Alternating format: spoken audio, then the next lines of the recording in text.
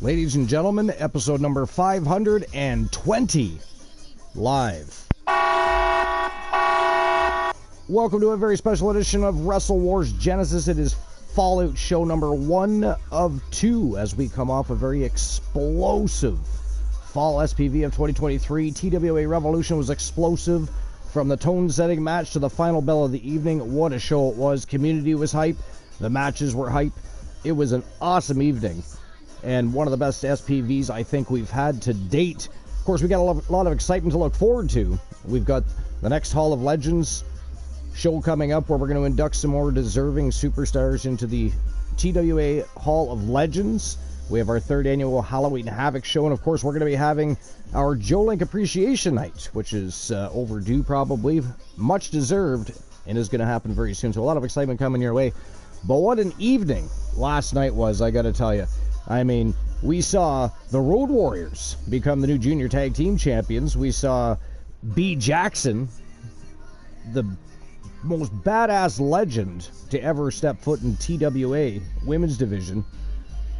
She won the Grand Prix Wrestling Championship last night. The very best we saw wrestling the Toxic Outlaws is about to raise the bar in sports both doing battle again. in their own right last night. We saw the Outlaws become the junior tag team they became the world tag team champions. Mary Fuller from Team Mr. Pink Gaming became the television champion. We saw Samoan Coalition dethrone the Hart Foundation and of course become the new world tag team champions. We saw Roman Reigns become the new junior world champion. It was a crazy, crazy night. Of course, Elijah Archer continues his reign as the most dominant legend ever in TWA history. 16 legends, 15 championship title defenses. It was a crazy, crazy night. If you haven't seen the show yet, you gotta go check it out. It was a badass show. Absolute fire from start to finish. But tonight we see some fallout. We're going to see some new junior champions emerge. We are going to see the legends tested. And of course, last but not least, we have a rematch that must be had. Last night we saw a triple threat iron to submission gold matchup between JC from Team Sir Jack the Greatest, Johnny Braddock the Terror from Team the Turret Man, and of course the reigning defending champion Reese the Voice Williams from Team 3TV Reese. They went to battle last night and it was an amazing, amazing matchup. Ended in a draw. We cannot have that. That match has to be revisited. They got to run that shit back. It was a great match. I want to see it again tonight. The World Championship will be on the line in a triple threat elimination matchup between the three. There will be no draws this evening. There will be a champion emerging from the matchup. It's going to be a fire evening. Right from the tone-setting match, right all the way through to that absolutely spectacular main event of the night, which again is a run back of last night's TWA Revolution matchup that ended in a draw. That was absolutely ghastly. Such a great match. To end that way, it was disgusting. We're going to fix that problem tonight. But we also have the Dirt Cheese to check out. Apparently, Edge's AEW debut is at WrestleDream is possible. And it turns out that I'll have to check. We're gonna check it out anyways. But I believe it said that Edge's contract expires right before WrestleDream. How convenient. But anyways, apparently it is possible, so we're going to be checking that out. The identity of the Masked Man on AEW Dynamite is not who you might think it is. We're going to check that out if anybody saw AEW Dynamite and saw the Masked Man. Also, Malachi Black Squash's injury rumor says he can't explain lack of AEW singles matches. So there's lots to check out. And of course, I do have a list for the evening. Tonight's list is going to be the 10 most recent WWE champions ranked worst to best. I chose it mostly because it said ranked. I'm curious and intrigued. And you know me, I like to tear that shit apart. So does Glenola. If the great Glenola was here, he would agree. We have to tear the ranked lists apart. Because they're always subjective to their own personal opinions and views, for the most part. But anyways, I'm going to open up my dashboard here. Just give me a second. Alright, there we go. Dashboard is open. That way, just in case Glenola does try to sneak in, he can't drop a swear jar on me. Or if he does, at least I'll see it. So anyways, we got a lot to go through tonight as far as list of dirt sheets, so we're going to get started now. And then, of course, we'll get to the first match of the night in a few minutes. But let's see what's crack-a-lackin'. We're going to start off with that article with Edge. as a matter of fact, is where we're going to start for the evening. So this is from WrestlingHeadlines.com, and it's published by Andrew Ravens. Edge's AEW debut at WrestleDream is possible. So Edge may make his AEW debut at WrestleDream this Sunday if he signs with them instead of WWE. His contract is believed to expire this month, and he has confirmed receiving a contract extension offer from the company. There is speculation that he may join AEW for one more run with Christian Cage, which I'll be honest, I wouldn't mind seeing. I mean, I would be very shocked if he actually... I wouldn't be shocked. Just surprised. You know, nothing shocks me in pro wrestling, but surprising is different a little bit. I'd be surprised if he went to AEW. Not shocked. Again, he does have friends there, including his lifelong friend that he came up in the business with, Christian Cage. So, but anyways, on Wednesday's Dynamite, speculation grew as a masked man attacked Jay White to end the show. According to Dave Meltzer on Wrestling Observer Radio, Edge's WWE contract expires on Saturday, which means he could appear at WrestleDream to make his debut. And I mean, let's face it, that would be a huge pop for Edge, and that would skyrocket the views. I mean, people might buy the pay-per-view just to see that. So PW Insider has since reported that Edge has been removed from WWE's internal roster despite still showing up on the website, so stay tuned. And apparently that's all they had to say about that. All right. But anyways, so yeah, I guess it's possible that he can actually show up. Yo, Strife! What's going on, Strife? What's new and exciting, my friend? Anything? You got anything going on today? Did you have to work today? Took the day off? It was your day off? Vacation time? Practicing your mantra? I don't know. What are you doing today? What's new and exciting? But anyways, welcome in. Episode 520, special edition of Wrestle Wars Genesis. It was going to be our first of 2 Fallout shows. And tonight we're going to see some new junior champions emerge, legends tested, and of course, a run back of last night's world title match that ended in a disgusting and ghastly draw. Sir Jack the Greatest is in the house. What's going on, Jack? Welcome in. Jack says if Edge goes to AEW, TK will likely try to get the Dudleys on a short-term contract and recruit Hardys versus Dudleys versus Edge and Christian in a TLC match, or may just leave the Dudleys out. Well, yeah, probably leave the Dudleys out because the Dudleys just signed Legends contracts. They've got brand new Legends deals with the WWE. So I highly doubt they're going to end up in AEW. Not anytime soon, anyways.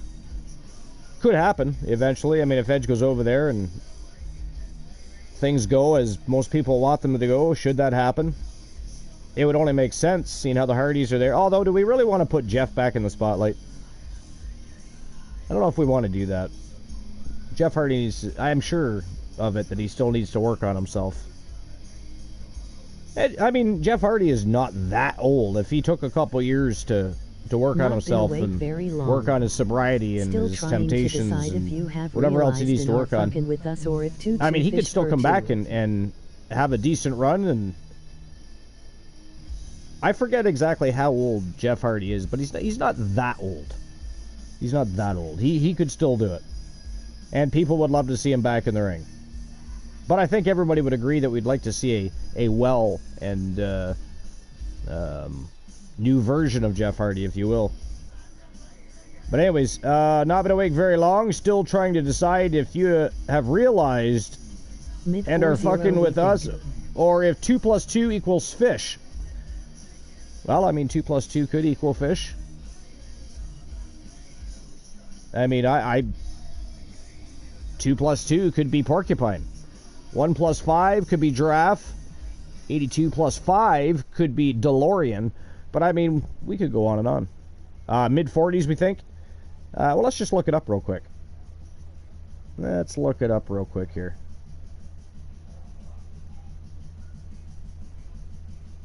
Alright, let's see how old Jeff Hardy is. So Jeff Hardy is 46, so yeah. He's the same, well, I'll be 46 at the end of the year, but... So he's the same age I am. Look familiar at all? But I mean, he still has time. I mean, I would much prefer he worked on himself and escaped his demons than I would see him in the ring again.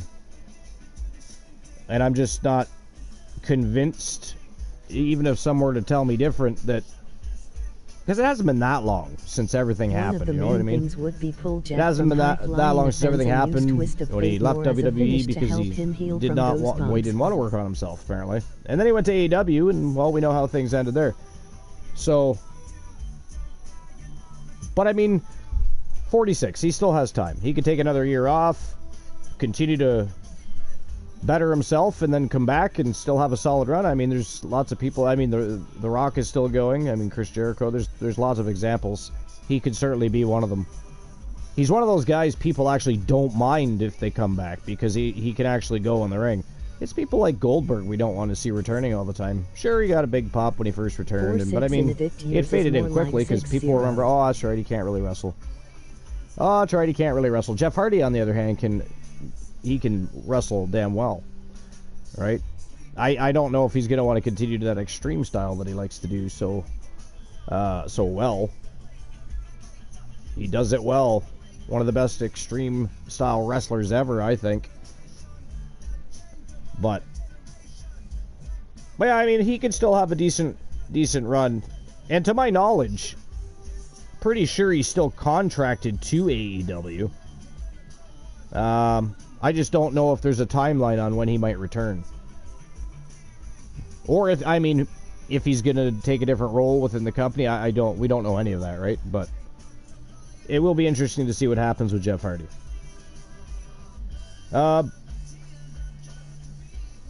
46 in Addict years, more like 60. Yeah, well, that's true. That's true. You're not necessarily wrong there.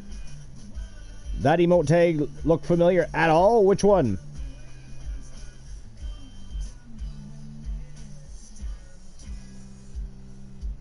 The one with, what are they, fucking wings? And it looks like Humboldt's in the middle.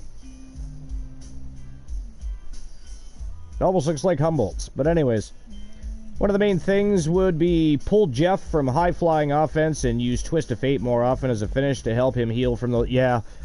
Well, that's what I mean. He probably doesn't want to continue the same old extreme style of wrestling that he's done so well over the past, 20-plus years. Yo, you gotta be fucking with us. He's just getting too old for that. He's just going to be injury prone if he continues to. He can adjust. Yeah. Yeah, you gotta be fucking with us. Well, I mean, 2 + 2 = fish is very subjective. Like, again, it could be porcupine. But anyways, yeah, I'd like to see Jeff Hardy back, but I want to see a well version of Jeff Hardy. And one that's not, taking those unnecessary bumps all the time. I mean, would we like to see him take those bumps? Yeah, I mean, there's always going to be a time and place for it, but we don't want to see him do it all the time. He's just not, he's getting too old for that now. But here's something from WrestlingNews.co. Angel Arambolas says, the identity of the masked man on AEW Dynamite is not who you might think it is. So last night's episode of AEW Dynamite ended with a big cliffhanger, leaving fans wondering who was under the mask during the attack on Jay White. Earlier in the show, White and MJF had a confrontation in the ring that seemed to be the setup for a world title match, either at the Title Tuesday episode of Dynamite or at Full Gear in November. Many fans on social media speculated this could be MJF, but there seemed to be a ton of fans speculating that it was actually Adam Cole and that Cole's ankle injury is not legitimate. According to people who were backstage, Cole's injury is real, and he was seen on crutches. Dave Meltzer and Brian Alvarez commented on Wrestling Observer Radio that it is a real injury, and he won't be cleared to wrestle for a while because he needs surgery, as was stated during Dynamite. Another name that people have speculated on is Edge. Edge, it was clearly not Edge in the suit and the mask last night because of the body type. But oftentimes in wrestling, the big reveal is a different person, and the person in the mask last night could have been a placeholder. For what it's worth, and as noted earlier on the site, Edge's WWE deal will expire before the pay-per-view on Sunday night, and he has been removed from the WWE's internal roster. Furthermore, Edge and AEW had talks in 2019 before WWE made a better offer. If Edge does show up, There's an opening for him to get involved in the Christian Cage versus Darby Allin match, since both Luchasaurus and Nick Wayne are banned from ringside. It'll be an interesting show this Sunday. And here's the updated card. All right, so I'm just pulling it up here. It's actually on Twitch, or not Twitch, Twitter. All right. So you got Bryan Danielson versus Zack Sabre Jr., FTR versus Aussie Open. That's for the World Tag Titles. Chris Statlander versus Julia Hart for the TBS Championship. You got Jericho and Omega taking on, looks like Sammy Guevara and Will Ospreay. You got Eddie Kingston taking on Katsuyori Shibata. Young Bucks, the Guns, Orange Cassidy and Hook, and the Lucha Brothers are going to go at it. Christian Cage and Darby Allin, of course, for the TNT Championship. Ricky Starks and Wheeler Yuta. MJF and The Righteous. Swerve Strickland and Hangman Adam Page. As I said last night, I'd actually like to see Hangman Adam Page end up in WWE. Whether or not that happens, I don't know. We'll see what happens in the future. I would like to see it happen. I think he'd be a good fit in WWE, especially in NXT. And I mean, he could easily transition to the main roster. I think that it's weird to say, but I think WWE would utilize him better than AEW does. Because WWE doesn't always utilize people well, but I think Hangman Adam Page is also a popular dude. People like to watch him. And I don't think he had a decent enough title run in AEW either. I thought that was crazy. All right, anyways. Let's see what else is going on. So that Malachi Black article, we'll get to that. So Malachi Black quashes injury rumors. He says he can't explain lack of AEW singles matches. It's a WrestlingInc.com article. Ross W. Berman IV wrote it. So Malachi Black hasn't wrestled on AEW television in nearly a month, last appearing in the Trios title match between House of Black and the Acclaimed at AEW All In. This compounded the fact that Black hasn't wrestled a singles match in AEW since June of last year, has fans of former AEW World Trios champion worried that he might be dealing with an injury. According to Black, this is not the case. He said, "I appreciate the fact that people care and that it comes from a good place, but about a year or so ago, I made a video about rehabbing a back injury that I had." Black said an Instagram story was posted Wednesday. After the video was posted, people started running with the idea that, he has a bad back and therefore A, B, or C, which is not the case at all. According to Black, there was speculation that his tenure in the Trios division alongside House of Black was due to said back injury, which Black again denies. Also claiming that he was at no point considering retirement due to the injury. None of these things are true, Black said. Why am I not having singles matches? I don't know. The former NXT champion went on to say he believes that his presence in singles and tag matches might have been necessary to establish House of Black as a unit. Black further explained that his current hiatus from AEW programming is due to a slight calf tear and the hyperextension of his knee, from which he says he's nearing recovery and ready to get back on the road. I appreciate the concern, he says, and Black reiterated, but the reality is that I'm fine. Well, I mean, he just said he was injured. The rumor was he was injured. He denied that, and then he just told us he was injured with a half-torn calf and a hyperextension of the knee. I mean, that to me qualifies as an injury. You know what I mean? And man said he doesn't have an injury, but he clearly has injuries. More than one. But anyways, would be good to see him back in the ring. It's just sad that he left WWE for greener pastures, and the greener pastures, they weren't fertilized as well, and he's not growing. He is not doing anything. Not anything of importance. Malachi Black should be utilized a lot better over in AEW. I don't understand what they do with half of their superstars to begin with, much less Malachi Black, but All right, anyway.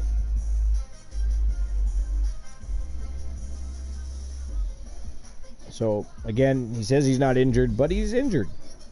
Whether or not it's got anything to do with what people were speculating on, he says no, but again, half-torn calf and hyperextended knee has injury written all over it, doesn't it? Here's something non-wrestling related. It's kind of funny, actually. Everybody remembers when Mark Hunt and Brock Lesnar fought back in 2016? First time ever that Brock Lesnar competed 100% healthy in the octagon and absolutely steamrolled Mark Hunt. Well, of course, he got popped for a dick pill. Can't take dick pills in the UFC, apparently. But anyways, he popped for that. And of course, Mark Hunt wanted to sue UFC, Dana White, and Brock Lesnar because of performance-enhancing drugs and puts him in danger and this and that. So anyways, WrestlingHeadlines.com covered an article here. Joey G published it. Says, Mark Hunt loses case made against UFC, Dana White, and Brock Lesnar regarding 2016 fight. So, former MMA heavyweight fighter Mark Hunt has officially lost his lawsuit against UFC President Dana White and WWE UFC star Brock Lesnar. The ongoing case has gone on for several years, with Hunt consistently asserting that he was wronged by the UFC when they permitted Brock Lesnar to compete at UFC 200 in July of 2016. The controversy arose from Lesnar's positive drug tests for banned substances leading up to the following of the fight. And again, that would the banned substance, I forget the name of the, but it was a dick pill, is what it was. But anyways, and Lesnar should be held responsible for these anti-dope rule violations. Now, unfortunately for Hunt, his claims have fallen short as the count recently ruled in favor of the defendants, White and Lesnar. Hunt's central argument hinged on the assertion that the UFC knowingly allowed Lesnar to compete despite being aware of potential doping violations. In his view, this compromised the sport's integrity and placed him at a disadvantage in the fight. Originally, Lesnar had defeated Hunt via decision, but the fight has since been ruled a no contest. Counter the steroid drawbacks. So, I mean, he did though. He steamrolled Mark Hunt. It was crazy. Hyperextension isn't much of an injury, but torn calf definitely is. Well, I mean, have you ever had a hyperextended knee? I mean, it can weaken your knee, and it can be painful. Yeah. It is an injury. Your knee is not meant to be hyperextended. Brock talking ecstasy to counter the steroid drawbacks. Well, I mean, he's probably on something better than steroids, to be fair. The new jackpot number for a chance to win a channel redemption of your choices. And for that matter, he's never even really tested positive for steroids ever. I mean, he was tested during his entire wrestling career, not his pro wrestling career, but his amateur wrestling career. I mean, he was already a huge man. The guy's just a big fuck. Lolextens is a dick growing pill. Yeah, no, I know what it is. And it can elevate testosterone before the fight. You know, I get all that. I just don't buy all of that. Anyways, John Jones popped for the same thing. He was just willing to come out and talk about it, where Brock Lesnar's private. He didn't give a fuck. He paid the fine and swept it under the rug. Just Mark Hunt dragged it into court. But I mean, Brock is a goddamn natural beast. It's like a god and a Viking fucked and made Brock Lesnar. You know, and he really did. I mean, I still don't understand what would he utilize steroids for? He's always strong. He's already strong as fuck, fast as fuck. Guy moves around like a freight train, whether it's a wrestling ring or an octagon.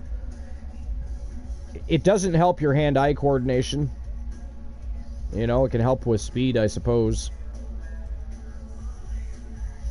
But I mean, this is something he supposedly took right before the fight too, because don't forget they're tested up to the fight. So and it didn't come up in anything pre-fight, but it come up post-fight. Today, Joe Link is leader. But I mean, Brock is an unnatural beast, so people are always going to speculate and assume. Superstar. Regardless of what he's actually doing. Of strife is Either way, I would not want that mammoth punching me in the face. I would not. Today, Variants of Strife is Mick Foley. Joe Link is Lita. What's going on, Joe Link? Welcome in, my friend. But yeah, so Mark Hunt lost his lawsuit, unfortunately, for himself. About to head to work. Let's see what else is going on. We already talked about the Man of the Mask on AEW. Shout out. There's not a whole lot of interesting information. Bang. Have a nice day, duds. So very. Looks like NWA is returning to the historic Roberts Arena for Power TV taping. So this is an article by WrestlingNews.co. Thanks, Joe. And it's written by Andrew Raven. So National Wrestling Alliance makes triumphant return to historic Robarts Arena for NWA Power TV taping, celebrating the glorious past and shaping the future of professional wrestling. The National Wrestling Alliance, NWA, is set to make the monumental return to Sarasota, Florida, as it proudly announces return to Roberts. A spectacular NWA Power taping at the iconic Roberts Arena on November 18th, 2023. This historic event not only marks the resurgence of the NWA in Sarasota after more than 35 years, but also pays homage to the illustrious history of championship wrestling from Florida, which of course regularly graced the walls of Roberts Arena from 1967 to 1987. Roberts Arena, a hallowed ground for professional wrestling enthusiasts, witnessed some of the most unforgettable moments in the sport's history. Legends such as Dusty Rhodes, Terry Funk, Austin Idol, The Iron Sheik, Mr. Wrestling 2, Rick Rude, Dutch Mantle, Barry Windham, Jake Roberts, Wahoo McDaniel, and many others etched their names into wrestling mythology by captivating audiences with their awe-inspiring performances within these very walls. NWA President William Patrick Corgan expressed his excitement about the return, stating, "Return to Roberts Arena is a special moment for the NWA. This building holds a rich tapestry for wrestling history, and we are thrilled to bring the NWA back to where legends are made. Our commitments to being the stalwart soul of professional wrestling continues, and this event is a celebration of the sport's enduring legacy." At the top of chat look familiar. Scheduled to appear is so kind. are NWA World Heavyweight Champion EC3, NWA World Women's Champion Kenzie Page, NWA World Tag Team Champions BFT with their manager Aaron Stevens, NWA National Heavyweight Champion Thrillbilly Silas Mason, NWA Junior Heavyweight Champion Colby Carino, NWA United States Tag Team Champions Daisy Kill and Talos, the Brothers of Funstruction with their manager, the Insane Clown Posse's Violent J,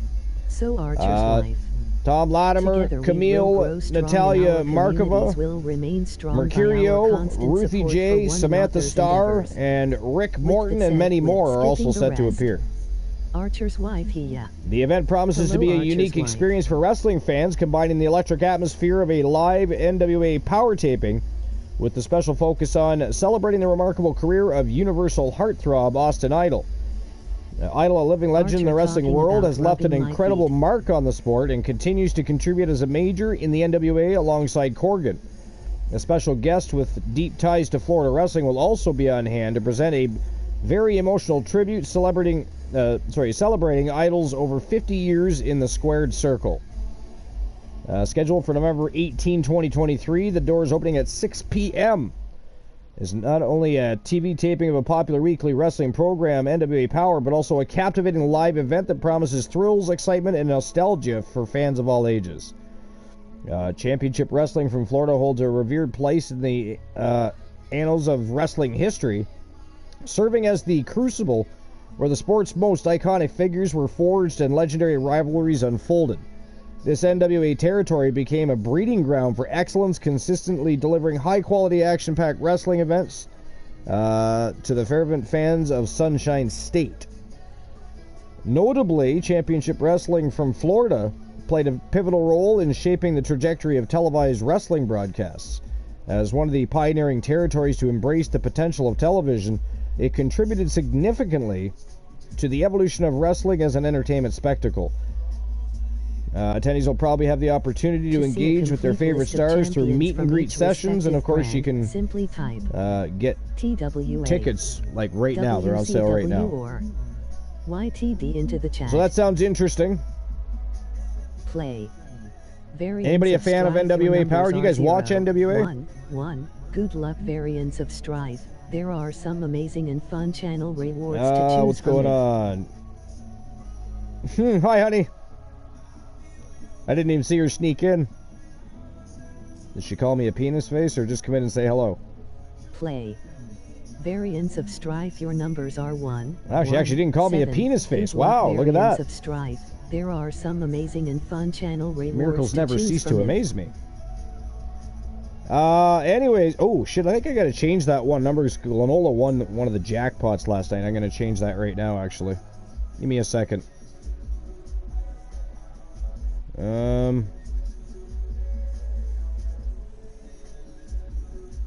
believe he won the YTD championship off. Number. Today is going to be a good show.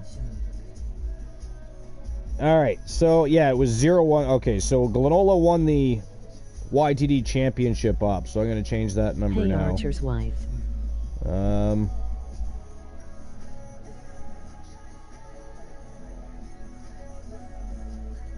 Just about done.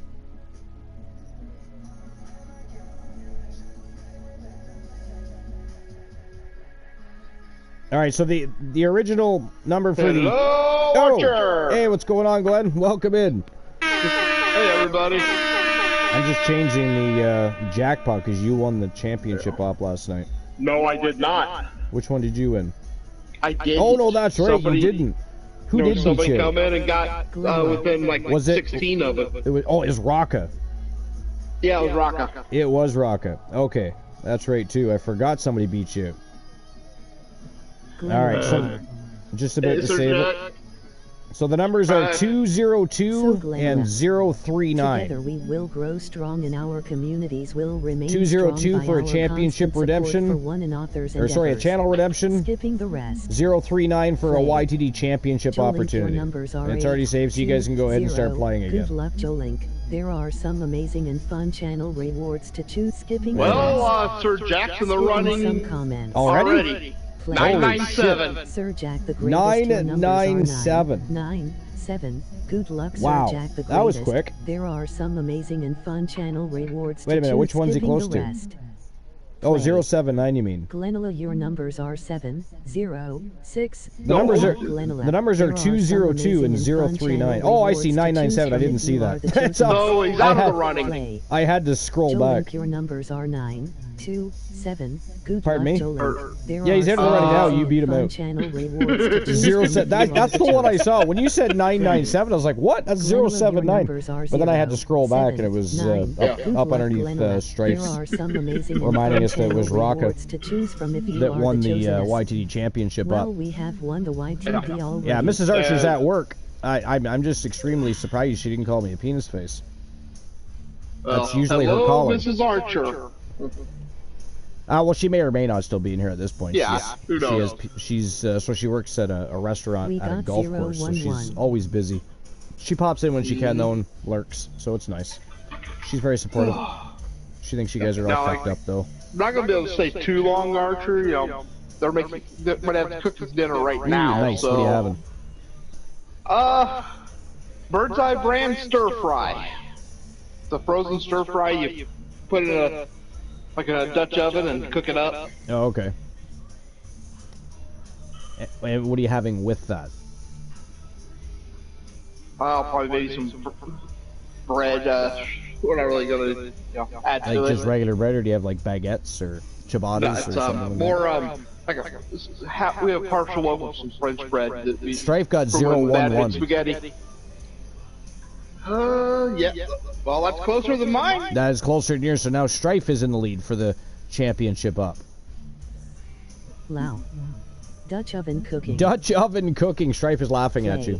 All right, so guys, before Yeah, we get the into any other greatest door conversations or numbers are 7, complete any of the 1, dirt cheese, 4. get into a list or Good anything luck, else, let's Sir get the Jack show the on the go. greatest. There are It's going to be a some fire amazing show and from fun Tone channel Center to the rewards to choose main from. event of the evening. Of course, the main event is going to be a run back of last night's incredible main event matchup for the World Championship that ended in a ghastly draw. We cannot have that. Tonight there will be no draw, as it is an elimination matchup. Somebody is walking out with that title, whether Archer. it's Reese the Voice Williams retaining, the Terror Johnny Braddock, or JC. But we're going to have ourselves a Blame rematch Ethan, from your TWA numbers and are men. 8, TWA 0, Revolution. 6. What a Good luck, fantastic blame show that Ethan. was. It There was. are some It amazing was. Wow. fun channel rewards You know, to choose I from if mean, you are. so much happened.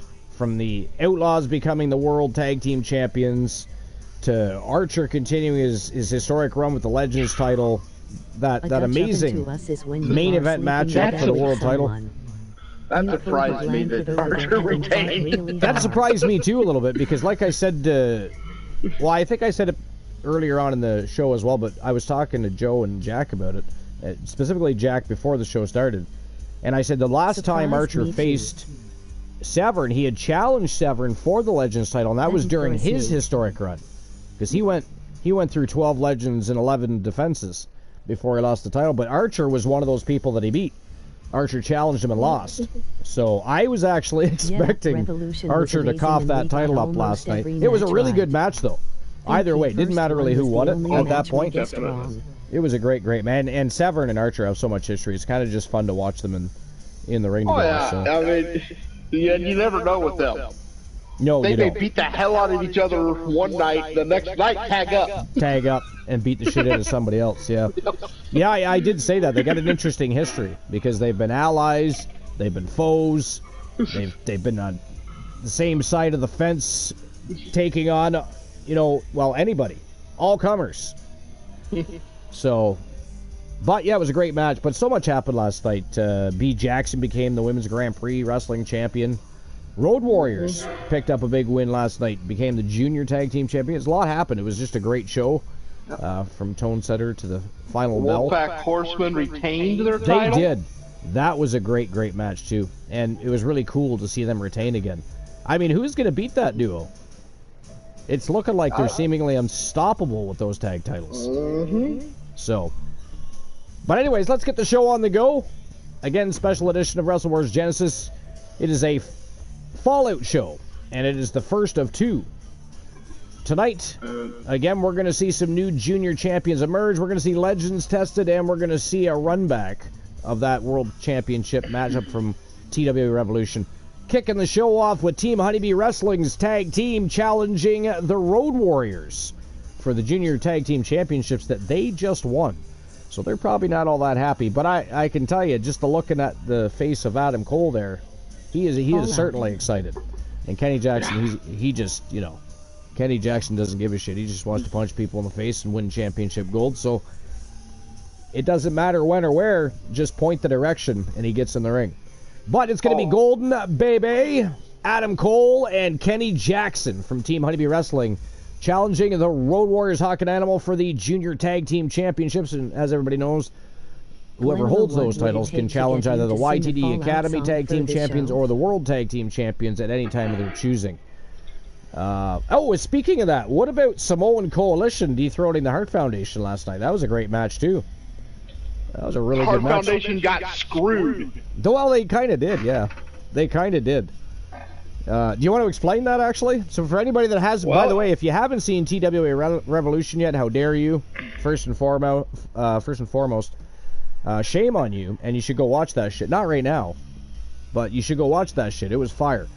But yeah, tell everybody what happened with the Bret Hart Hart Foundation. had the sharpshooter locked on to Sequoia.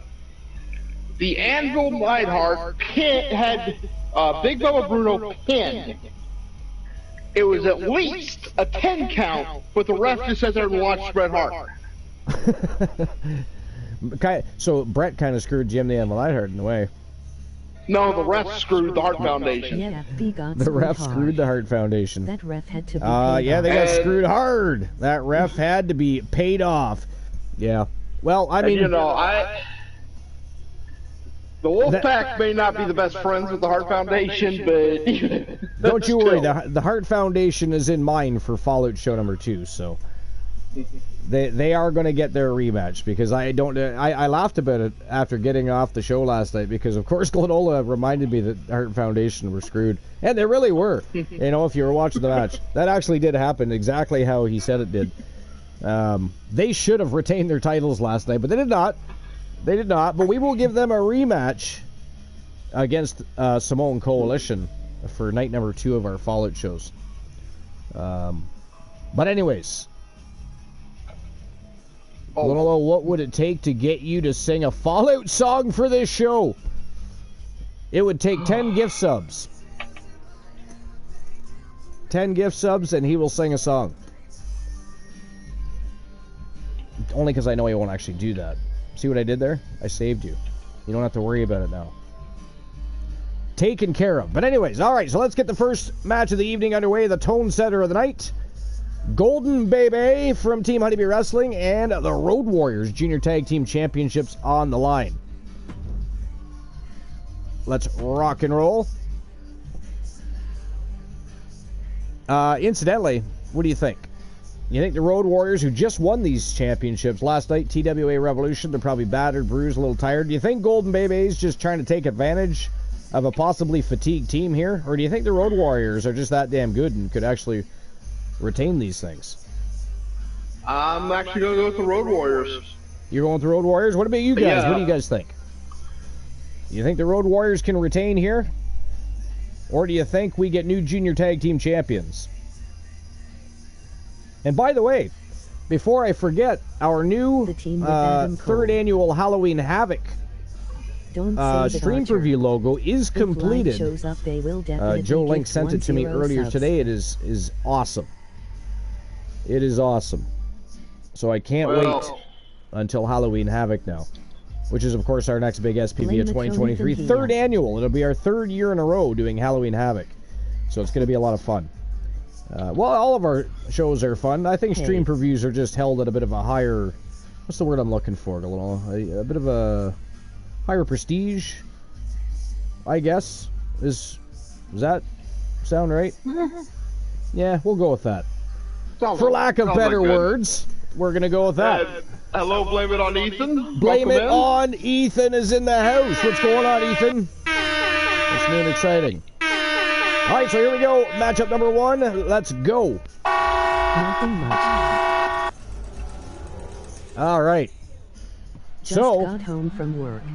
Incidental, you just got home from work? Nice. Here comes trouble. I believe this is a traditional 2-on-2 matchup.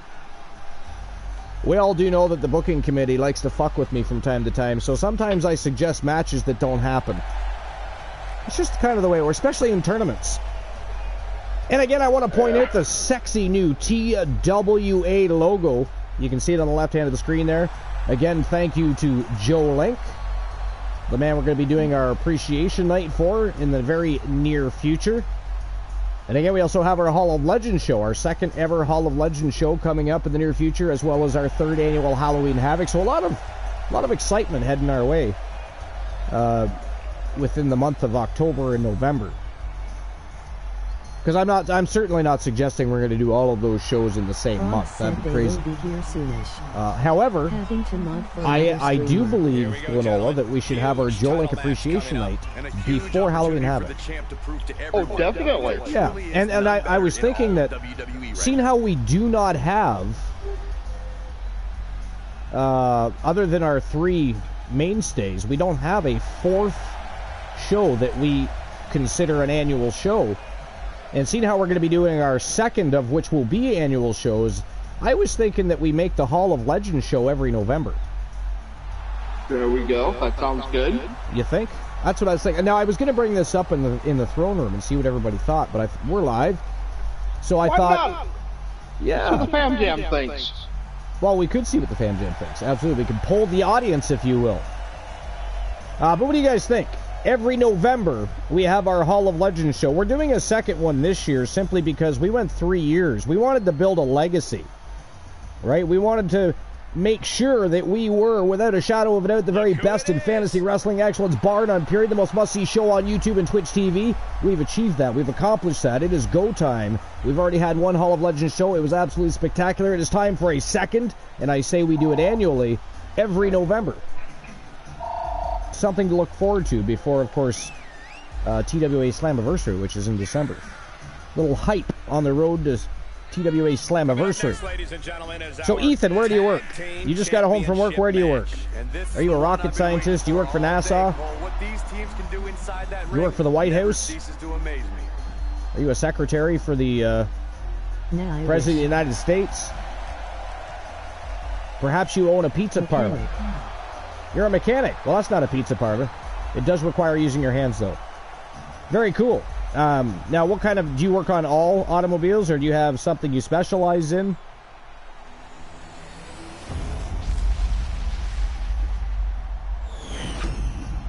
Okay. The following contest. The Archer, I'm gonna have to jump off here. Dinner's ready. Yeah, no problem. I do want to make one quick announcement. I may not be doing quite as much with the Archerverse for a little while. I have a job interview tomorrow evening. Fantastic. I don't know what kind of hours, I'll be working. So I'm just giving you guys a heads up. Yeah, well, I mean, that is fantastic news, though. That is nothing for anybody to be upset about. You're going to be going back to the working world for the first time in a long time, feeling a little better, getting out there in the world, socializing. There might be, hey, we might have a Mrs. Granola eventually. That would be cool. The odds of that is pretty slim. The odds of that are slim. Well, I mean, you never know. But stranger things have happened in the world. True, but on that note, have a great time, everybody. All right, we shall talk to you later. Enjoy dinner. Okay. Let's see here. Ethan says all of them. So you just work on all vehicles? Okay. Jack is hugging Granola. Give him a big hug. You just want to touch his movies, you pervert. Anyways, all right, so let's get back to the dirt sheets, see what's going on there. To be honest, I don't think there's a whole lot going on in the dirt sheets today. But let's see what's going on.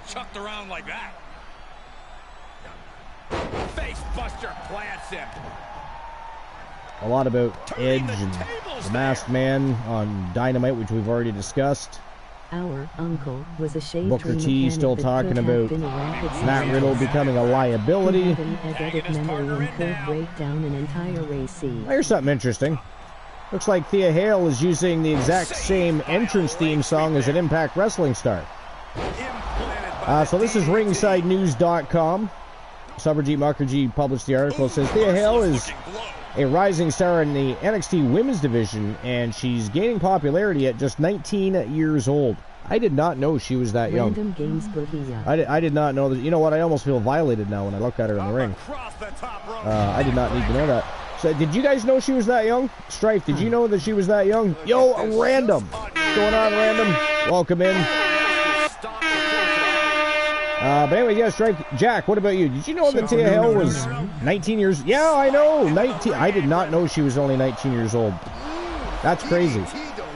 That is crazy right there. Stripe says our uncle was a shade tree mechanic that could have been a rocket scientist. He had an idyllic memory. I don't know what the fuck. Ladetic? What the fuck is that supposed to say? Anyways. Now my goddamn chat moved. I hate that. I'm trying to read it in moves. Anyways, and could break down an entire race car and put it back together without the manual. That's very cool. Who we missed the name? What? Missed what name? Oh, Thea Hale. Did you know she was only 19? I did not know that she was that young. That's crazy. Ethan thought she was more like 25. I mean, I would have guessed around there too, probably. You know, 22, 25, something like that. But 19, I did not know. Was Rhea 18 when she started? Proper term for photographic memory. Seth was 1-3. How do you pronounce that? Ladetic? And I didn't know that, actually. No idea. Seth was 13. Well, yeah, I knew Seth Rollins was young. I mean, it's more common. I mean, look at Rey Mysterio. He was really young, 14 or 15 when he started wrestling. But I did not, but I mean, to look at Thea Hale, you wouldn't think she was a 19-year-old. Is what I mean by that, you know. Some people do start out very young in pro wrestling. To see a complete list of champions from each respective brand. But anyways, yeah, 19. That's freaking crazy. But anyways, she has won important matches and has many fans in NXT. Recently, she went through a transformation and changed her wrestling persona to become darker and more serious. Along with this transformation, she got a new entrance theme song for her wrestling appearance on NXT. During a recent episode of NXT, JC Jane introduced Thea Hale's new look and entrance theme to the audience. This change is significant because it marks a fresh start for Hale in her wrestling career. The new entrance theme is titled Raised in Hell, and it's credited to several artists. Dominic Marsh, Interpol Singh, Rel Sagu, Charlie Kay, and Gabriella Scarlett. What's interesting is that the same entrance theme is also used by Jody Threat, a wrestler from Impact Wrestling. This similarity caught the attention of fans on social media, and they couldn't help but notice that both wrestlers now share the same music. They're music buddies.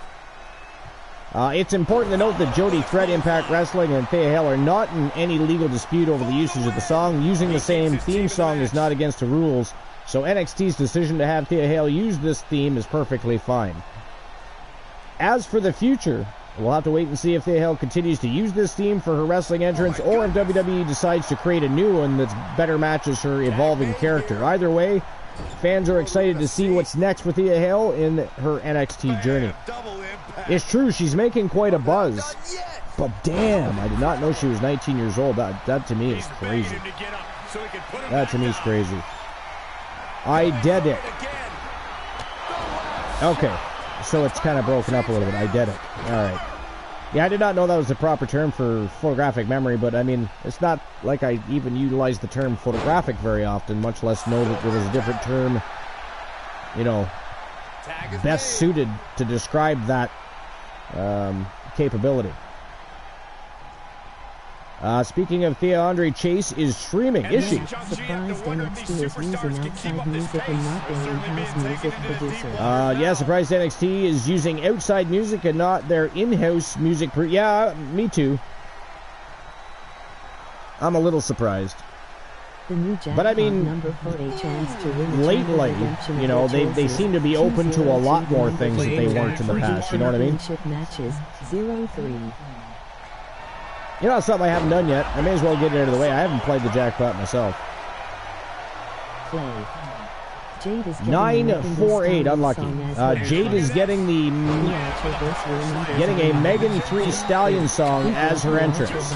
There are some amazing and fun channel Megan Thee Stallion. to choose from if you are. I have no idea who that is. I know who Jay Cargill is. I have no idea who that is, though. But anyways, 948 is unlucky. I'll play one more time. I mean, Victoria had Nicki Minaj. Victoria had Nicki Minaj. Yeah, she did, yeah. See, I know who Nicki Minaj is. 354, also unlucky. Good luck, the Archerverse. I didn't even come close to either one of the numbers. That is gaslight. You will lucky one day. This is what the purpose of All right. a team is. Don't be afraid to use the resources and help your partner offers. Am I being diplomatic enough? 701 unlucky. So the numbers are 202 and 039. Not while she was in WWE, Strife says. Also true. Drawing dangerously close to a count out here. That is also true. She didn't actually use it while she was in WWE. Great wherewithal to beat the count. All right, anyways. Did you see that? Oh, that might have just broken something. So here's something from ringsidenews.com. Felix Upton wrote this article. So it says Ric Flair refuses to give up secret about who has biggest manhood in pro wrestling. So Ric Flair is famous for a lot of things, including how many women have taken a ride on Space Mountain. That being said, there are certain pieces of information that he's not giving up. Theo Von asked Ric Flair a very private question during this past weekend show. The famous comedian wanted to know who had the biggest Johnson in pro wrestling locker room. This is a query for few have dated to ask, but Theo Von was up for it. Ric Flair responded that he wasn't giving up that information. The Nature Boy did have a response, but his memory is a little foggy. He said, this is a quote, he says, "I don't remember. I got the name, but I don't want to put it out in the air. I got it. He's married with kids. I tease his wife all the time.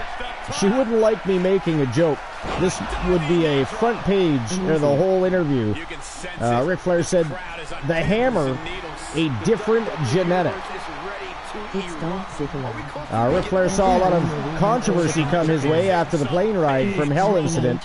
Saw a new life when Dark Side of the Ring controversy. He covered the story. The Nature Boy was accused of inappropriate actions after stories from the infamous trip went viral.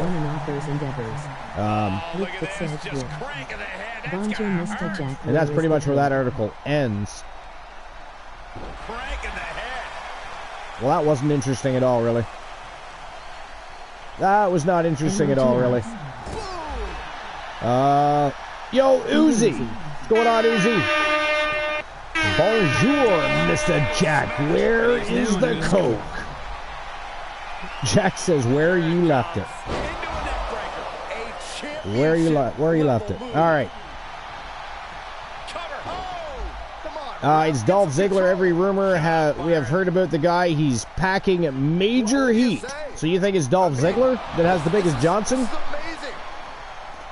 I mean, I'm not saying you're wrong, but I'm assuming they were talking about somebody from the past, but I don't really know. Well scattered reversal there. I'm not 100% on that.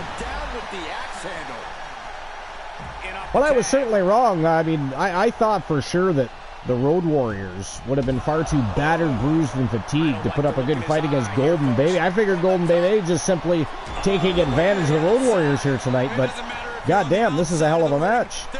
Road Warriors holding their own. I mean, both teams are doing well, but the Road Warriors, after the battle they went through last night to become Junior Tag Team Champions, they're doing very, very well here tonight. So apparently, Uzi, if you want to find the Coke, you got to look where you left it last. Says Sir Jack. Oh yeah, maybe. Oh yeah, maybe Dolph isn't married as far as we know. No, I don't think he is.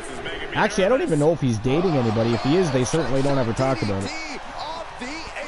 They certainly don't ever talk about it. Shifts it back onto him. What'd you have for dinner, Joe Link? I know Joe Link was having some supper and starting to get ready for work. Joe is up to no good. Joe is up to no good. He's always up to no good. He's always up to no good, especially when he's at work. Because he's not really working, he's working for us. His boss pays him to be the moderator for the Archerverse TV. Which I personally appreciate. We'll have to send him a Christmas card. Hanukkah card, Kwanzaa card, whatever. Name your holiday, we'll send it. Forearm smack. That was coming in hot at breakneck speed. Damn, Animal's taking a bit of a beating outside the ring here from Adam Cole. Run out of ringside and back to the mat. I'm actually driving now. Oh, he went after Hawk. Hawk's like, fuck you. Sent him back in the ring the hard way. Animal, though, he is down out. He's trying to get the tag, but Adam Cole just intervened. Oh, he tried to kick him in the kneecap. Nice evasion by Animal, but another evasion in retaliation by Adam Cole. Oh! Damn. I mean, if he didn't have false teeth before, he might need some now. Oh, and definitely now. Super kicks right in the face. In comes Kenny Jackson. Man, what a match. What a great way to start the evening. I mean, if we didn't have a night full of fire matches last night, we're just continuing the legacy here tonight. Night 1 of 2 of our Fallout shows. course, the main feature, the main event of the evening is going to be a run back between JC from Team Sir Jack the Greatest, the Terror Johnny Braddock from Team The Turret Man, and of course from Team 3TV Reese, multiple-time champion and tag champion Reese the Voice Williams, putting his world championship on the line against those two villains. Last night was a killer match. My God, that was a spectacle. And it ended in a fucking draw. We can't have that. That is disgusting. Twitch killed the radio star. Check out the latest plays in TWA. Purchase your coffee. Joling says, I am actually driving now. I was, URL. you had chicken and macaroni salad, and potato salad, and wedges. Now, were they seasoned wedges, or were they just plain wedges? Maybe just salt. Wedges are good. Have you ever had a wedge poutine? I mean, it is simply a poutine with wedges instead of fries. We need to find to be fair. We need to find Uzi. She's right there. We need a fuck counter. We already have a swear jar. We do not need a fuck counter because then they would simply keep track of how many times I say fuck in a show. And then I would have to put the fuck counter on the list of archers. Seasoned. They were seasoned? Nice. Anything special? Like those are some chili peppers on there, some chili powder, some garlic powder and salt. I mean, what did you season them with? I do like wedges.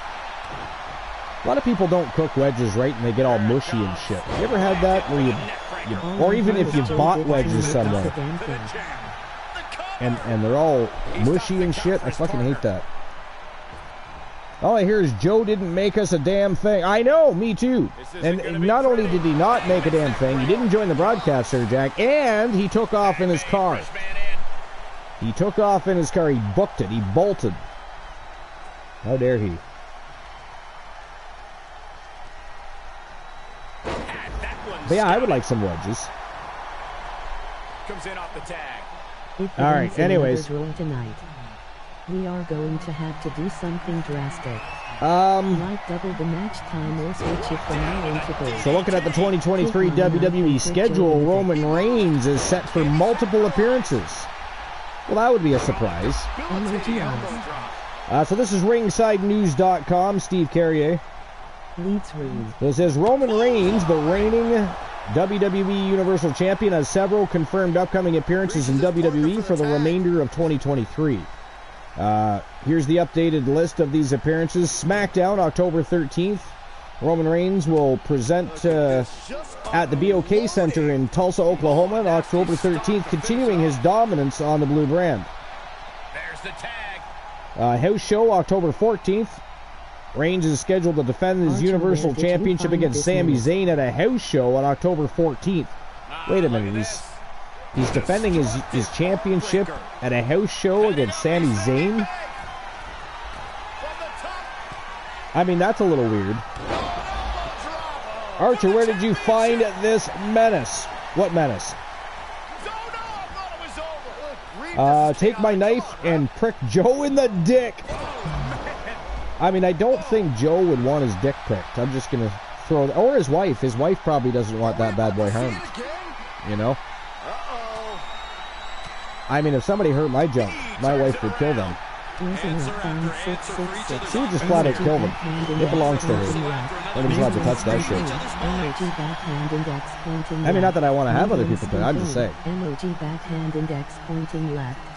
But anyways, we found Uzi underneath a rock at a wrestling show.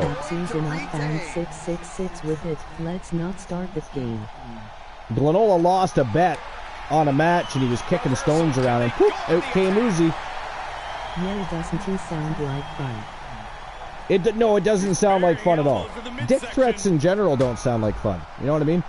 I've never understood why all the dick threats. Why punching and kicking dick? You know you don't have to punch or kick a fucking dick or a set of testicles to hurt them, right? Tag is made and here we go. I mean, you just graze balls and they hurt. Right? If you accidentally move in the wrong direction while sitting down and your balls are big enough, that hurts. The wind blowing in a mischievous manner in the wrong direction on a windy day will hurt your balls. I mean, it's you don't have to hit balls. You do not have to kick balls. You do not even have to flick balls. Just say something nasty about the balls. They will fuel your ghastly remarks. I mean, they have feelers of their own, you know. But anyways, yeah, nobody wants their dick pricked. Sorry, Uzi. Well, I mean, sorry, Joe and I don't speak for everybody. You know, there are some that might enjoy that kind of voyeurism, but, you know, it's just not our thing. I mean, perhaps Jack. I don't know. Dropping the knee for more punishment. It's possible. And there might be others in the chat room that would enjoy that, just not us. Especially when you only catch one ball, somehow that is worse than when they catch both. That is true. This is making me nervous. And I know Gad is supposed to be that, but I'm going to read your shit the way you write it just for fun. Jack Beans, buy an Uzi. Gotta see it through. Well, I don't know. Either way, dick pricking, not on my bucket list. Not on my to-do list. It is not. Sorry to say. So yeah, what do you guys think about Roman Reigns defending his Universal Championship on October 14th at a house show against Sami Zayn? What do you guys make of that? Absolutely not.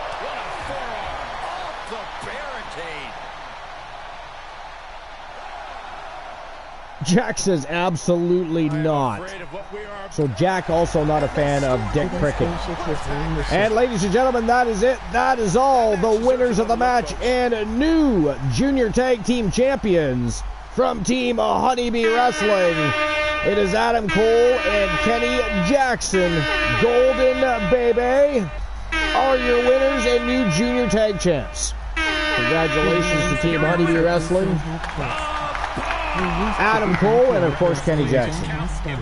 Big victory over the Road Warriors. That was one hell of a match. Holy shit. Like, honestly, if I was to bet on them, again, last night, TWA Revolution, they were in a battle for those titles, and I just assumed they'd probably be a little battered, bruised, fatigued, perhaps. And I just assumed that Kenny Jackson and Adam Cole got together with Team Honeybee and said, you know, let's jump on these fuckers. I mean, they just went through war. No way. They're leaving the building with those titles. Now, they ended up taking those titles. And again, congratulations to Golden Baby. But, man, did the Road Warriors, they went down with a big fight. You know? They had a lot of fight left in them. They were in it to win it. They just didn't get the job done. And Adam Cole and Kenny Jackson, your new junior tag champs, which means the Wolfpack Horsemen and the Samoan Coalition have now just been put on notice. 7-1-3 unlucky. All right, next match of the evening. This is a six-man tag to brag elimination style matchup. It is the War Raiders. DJ Snow from TJ Snow Beast. I said TJ, but it's supposed to be DJ. Roman Reigns and, of course, Escanor from Team Lionston Escanor. The War Raiders taking on the Brawling Brutes. You got Butch, Sheamus, and Ridge Holland all ready to go to battle. And I'll be honest, it's been real interesting watching the War Raiders as they first initially formed. I mean, their first outing was not great. But they are slowly putting things together. And individually, they are fierce competitors. So once they get everything fine-tuned and make themselves into a well-oiled machine, I mean, they could really leave a path of destruction and devastation in the tag team division and in the faction wars. But anyways, that's the next match of the night. The War Raiders versus the Brawling Brutes. Let's go. Redeemed YTD Grand Prix Championship title op for Rose Brewer. Wow. Now that's a match. Rose Brewer versus B. Jackson. Wow. You know, incidentally, they're both in the Legends division, too. Of course, we don't have really a Legends Championship redemption, but that could, I mean, we can consider the Legends Championship a mid-card title, right? I think we can all agree on that. So, Pure Wrestling Championship, Legends Championship, Tag Team titles, television titles, mid-card. Of course, there's an actual redeem for the TWA Television Championship, which is a very prestigious championship. That's the one championship that's never changed in the history of TWA. Luke the Gooner 9-4 here. Yo, Luke the Gooner! What's going on, Luke? To see a complete list of champions from each respective brand. The inside of my controller is fucked up, so it's got to the point, I think, where I can't use the mic. Well, I mean, you can always give it a shot. If you want to join the broadcast, feel free. But, Luke, you can also download the PlayStation app on your phone and join the broadcast that way as well.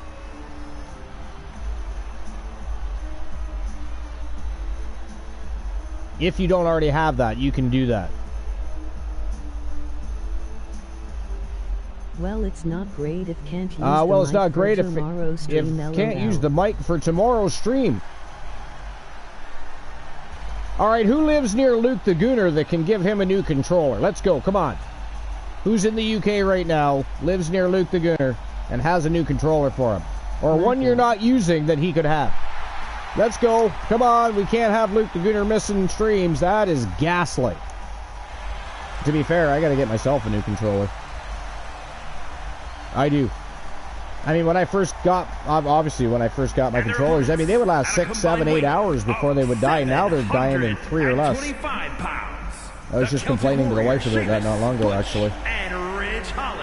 She does not care, though, because she knows I'm cheap, and I always procrastinate, and I wait, and I wait, and I wait, and I wait, because I don't want to spend the money. And then it gets to the point where I have to, and then I bitch about it again, because I got to spend the money. She'll tell you. She's a good woman. She likes to listen to me complain, and then she makes fun of me for it. Missouri. That is what she does. Live in Missouri, Marusi, and would never own any PlayStation past 2. Well, that's not my fault. I've quite enjoyed all the PlayStations. Actually, I didn't enjoy PS1. I thought it was crappy in comparison to the 64 and even the Sega. Oh, Missouri, that makes more sense. YGD Academy Mid-Card Championship up. B. Jackson versus Amber Extreme versus Roxanne Roddy versus Akira Blade versus Rose Brewer versus Ivory. Elimination Chamber. God damn. God damn, Jack is making matches left and right here. I mean, either one of those is a good match. Grand Prix title match with Rose Brewer. Legends Championship match with all those villains. That's crazy. And Corey, how do you account for the extra variables in a 6-man tag? All right. Trust. Even the most long-standing trios have an odd man out. Anyways, yeah, what do you guys think? You never did answer. What do you guys think of Roman Reigns defending his titles, or title now, at a house show against Sami Zayn? Turning the tables. Unpacks a well-placed punch. I did answer. Did you answer? Hold on, I'll go back and look.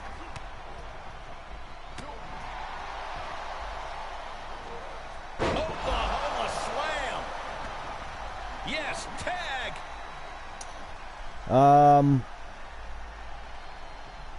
It's bullshit. His reign is shit. I will go as far to say Brock Lesnar had a better run. Well, at least Brock Lesnar defended his title.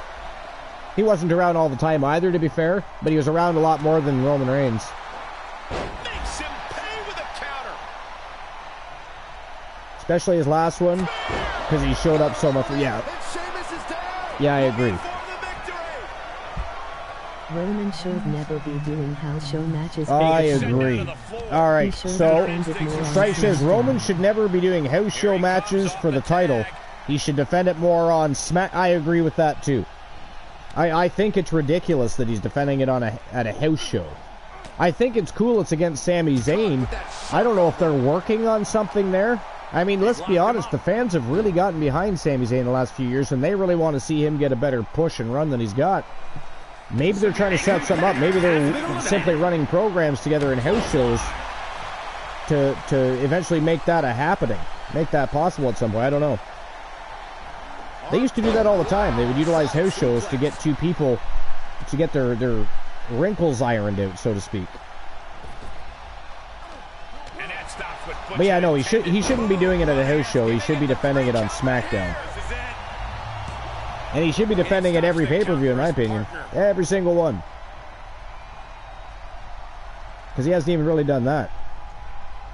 And there's the tag. Roman Reigns into the But anyway. So in addition to that, let's see here. October 27th, SmackDown. Reigns will make his way to the Fiserv Forum in Milwaukee, Wisconsin for the October 27 episode of SmackDown. That's why they said SmackDown October. So why would they repeat themselves? Fucking weirdos. Where he will likely continue his ongoing storylines and rivalries, aka he will not be defending his title. Oh! Who just got eliminated?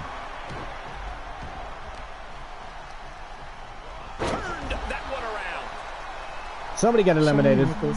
Was it Ridge Holland? I can't even see. It was Butch? Okay. Oh, I thought it was over, but again, can we please get some control? So it looks like the power of Roman. Looks like the War Raiders already down a man. Then the Snowman was first eliminated. DJ was eliminated apparently. Ridge Holland has been eliminated. Ridge Holland is out of there. Excellently executed. So Ridge Holland and Butch are both gone. When did DJ get eliminated? I don't even know how I missed that. I didn't even hear it. The Snowman was eliminated first. God damn. Oh my goodness. Who eliminated him? Sheamus? Like a basketball. Probably Sheamus. Savage. But yeah, I didn't hear it and I didn't see it. Oh, it was Butch that did it. Interesting. Shawn Michaels says the door is open for CM Punk and NXT. Well, yeah, Shawn Michaels likes CM Punk. So it doesn't surprise me that he would say that. Sheamus speared right off his feet. 2 count only, though. Sheamus managed to kick out. Sheamus not giving up yet. To how close that just was. Still in it to win it. Even though he faces incredible odds here. Even though it's traditional tag. It is still Roman Reigns and Escanor versus Sheamus. And that does not sound like a very good evening to me, to be fair. To be fair. Oh, and again. The old Irish Curse backbreaker. A devastating move. We got rain and juice in our eyes. And now a gutbuster. Strife says, we got ramen juice in our eyes. Uh-oh. That's what you get for crotch sniffing. I've told you that's not appropriate behavior. Some people don't like it. Some people get a little excited. So you ended up with ramen juice in your eyes. All right. Anyways, moving on with that article. Roman Reigns has been a dominant force in WWE, and fans can expect to see more of him in action and on the microphone as he's maintaining his status as one of WWE's top stars. Roman Reigns continues to be a prominent figure in WWE, and his upcoming appearances are sure to keep fans engaged. It says, which of these appearances are you most looking forward to? Well, I'm not looking forward to any of them, but if I was going to choose one, and they were forcing me to choose one, it'd be the Sami Zayn match. I just think it's silly that he's fighting for a title against Roman Reigns at a house show. Oh, he KO'd him with the spear. Sheamus is out cold, ladies and gentlemen. The winners of the match: Escanor, DJ Snow, and Roman Reigns. They are the War Raiders, and they pick up a big W in the Tag to Brag elimination match against the Brawling Brutes. Wow. There you have it, the superstar who beat the numbers game. Big win for the War Raiders. Congratulations to Team Lionson, Escanor, and DJ Snow Beast, and of course the entire War Raiders faction, which also includes Brock Lesnar. and Bobby Lashley. So they are a dominant force to be reckoned with in the making. All right. Here we go on to the next match of the night. And this is for the vacant Junior Legends Championship. Of course, the last to hold the Junior Legends Championship was Alan Severn, the Wolfman from Team Glenola. He cashed in against Elijah Archer last night at TWA Revolution, but Archer smoked him out and continued his historic run, and Alan Severn became the 16th legend and 15th title defense for Elijah Archer. It was a great matchup, but Alan Severn came up short. He's going to give it another go. He's tossed his hat into the ring, and look at the villainy we got here. We got Jack Quad, Jay Simmons, Bruiser Brody. We got Drek. We've got the Iceman, Christian Hart, Hollywood Hulk Hogan, and of course Randy Macho Man Savage.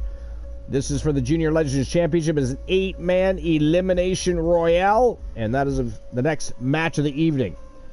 What do you guys think? Who walks out Junior Legends champion here? You think Alan Severn picks it up again? Do you think Christian Hart, perhaps? Macho Man Randy Savage, Bruiser Brody, Hulk Hogan, what do you think? Archer sending us home happy today. Archer sending us home happy today. Well, no. He does have a match, but he's not the main event.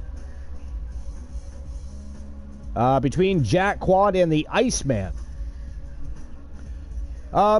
Yeah, okay, I can get down with that. Archer gets to 2-0 I mean, it's a tough decision, really. They're all formidable opponents. Going to have to bring old legends out of they are all a serious threat to both the Junior Legends Championship and the Legends Championship. If Archer gets 20 defenses, we are going to have to bring out old legends out of retirement to give him a challenge. Yeah, we'll give Junkyard Dog a call. Dino Bravo. There's probably... Actually, I don't even know if Dino Bravo's in the Hall of Fame. I do not know if he's in the Hall of Fame. I believe JYD is, though. If he's not, that is disgusting. Either way, considered a legend of the business. Jim Cornette, MOGIs. Jim Cornette! I don't think Jim Cornette is very much a threat to Archer's championship reign. Big John Studd, now that would be a good matchup. King Lawler. Big John Studd is a good idea. Jerry the King Lawler, he has not faced Jerry the King Lawler. He has not faced Jerry the King Lawler yet. Big John Studd, MOGIs. I know, right? Big John Studd, that might be a good one. Like what about Hillbilly Jim? Like Bruno Sammartino. Bruno Sammartino. That's a possibility. We could always see what Bruno's up to these days. Sammartino versus Archer. For a chance to win a channel. But I think those are all great matchups, except for, Jim Cornette. The number to win a Jim Cornette, not such a good idea. Matches, 0-3. In my opinion.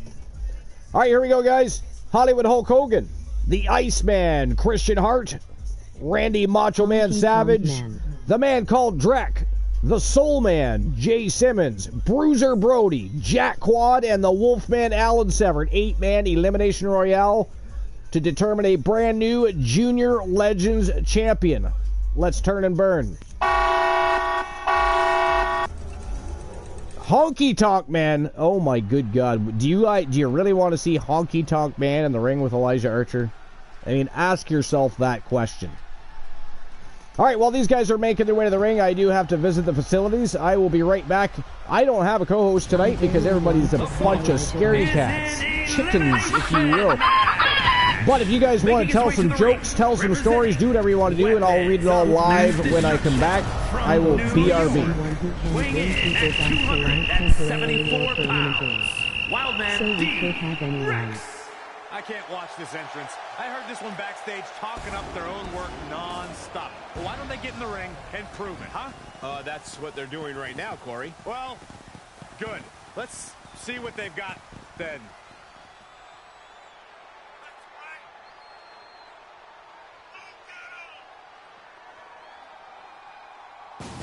He said he'll be making a statement in this match tonight and will deliver it emphatically. Humboldt has resurrecting powers. That's awesome. Emoji grinning squinting face. Should bring Paul Bearer and pair him with The Undertaker.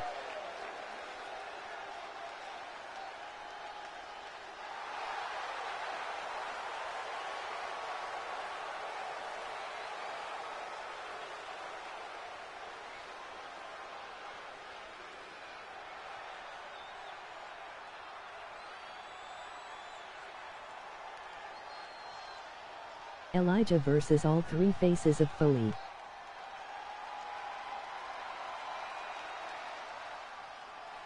And representing Evolution from Boston, Massachusetts, weighing in at 230 pounds, Soulman Jay Simmons. The WWE Universe already reaching a fever pitch upon their arrival, and we are just seconds away from a highly anticipated match.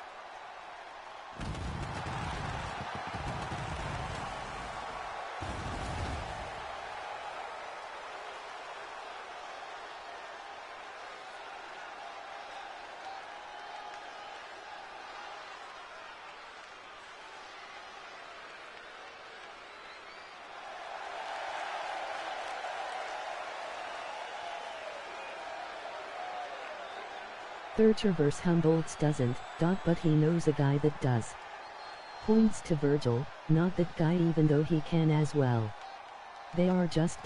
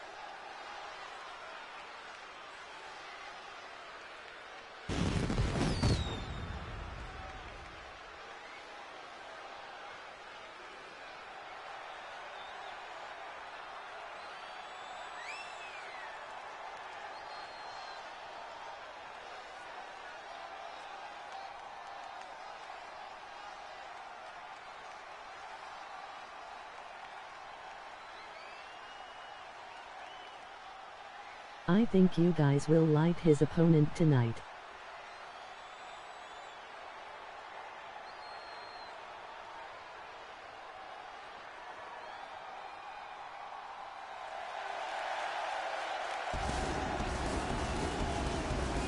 Humboldt's opponent? As long as it isn't his twin brother Elvis Archer.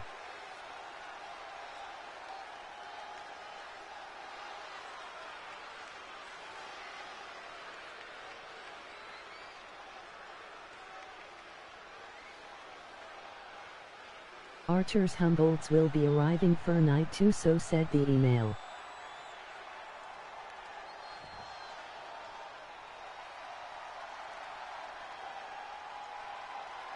Oh yeah! The Hall of Famer is in the house.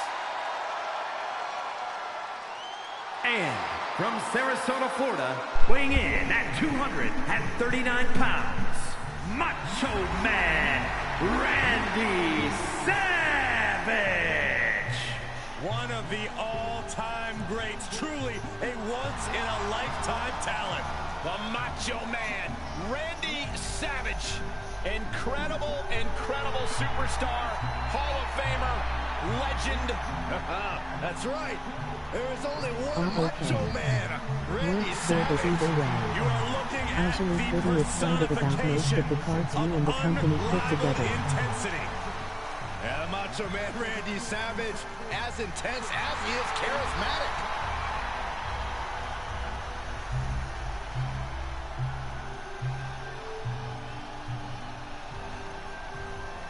B. Jackson will be looking to secure her 8th straight title defense tonight as well.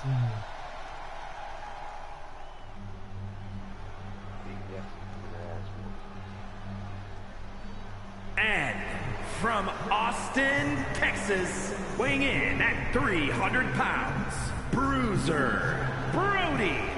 This superstar has a lot of confidence, a lot of pride, but there's also a lot of respect for their opposition tonight. Oh, I get it. Great mind games at work. No, Corey, just respect. Oh, so this superstar's just an idiot. Got it.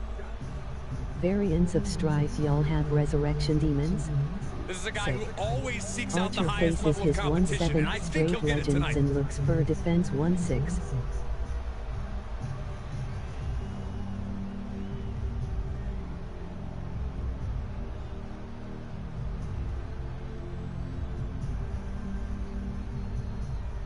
So Frog hemeth legs. Together we will grow strong and our communities will remain strong by our constant support for one another's endeavors. With that said, to see a complete list of champions from each respective brand, simply type TWA, WCW or YTD into the chat. Frog hemeth legs well wouldn't call Fortis a demon. And representing Grand the Prix Hart champion, Foundation Humboldt from Team Toledo, Strike Women's Ohio, Legends champion weighing in at Jackson Team Community Wrestling 235 Pro Wrestling pounds, champion, the Bumper Team Iceman, Mecca. Christian Skipping the rest. Hart. Check out the latest craze in TWA merch. What are you Purchase talking your about? copy cup, tea or The ball high cap horse right this now. superstar always seems to be URL. on. Did Jerry The Lawler write that Iceman. line for you? Variants of Strife. True, more of a cosmic tutor at this point.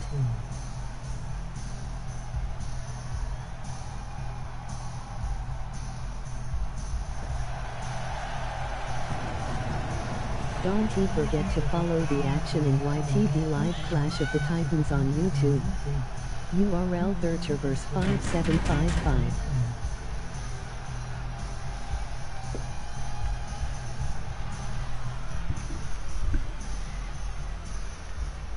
Christian K. I have returned, and welcome in Froggy Moth Legs. What's going on, Froggy? And yes, apparently,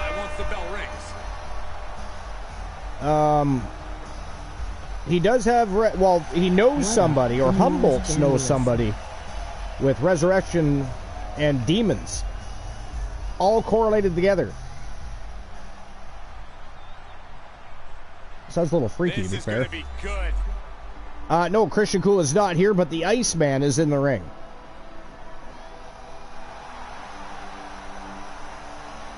Famulous Jamulus. Two different people. The Iceman is in the ring. Team Christian Cool is his management team. Representing Weapons of Mass Destruction. What about the power of flight? Weighing in at Does that do anything for you? 90 pounds. The power of flight. Relentless. We do not need people flying around the arena. There is enough chaos and villainy as it is.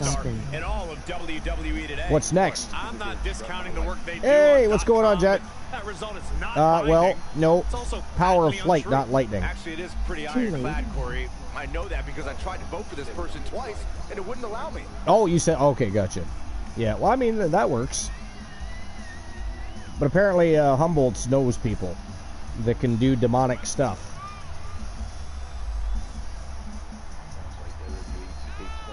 K20. Sounds like the Kraken Skulls family is what it sounds like. Anyways, what's going on? Anything new and exciting? Oh, absolutely. Absolutely not.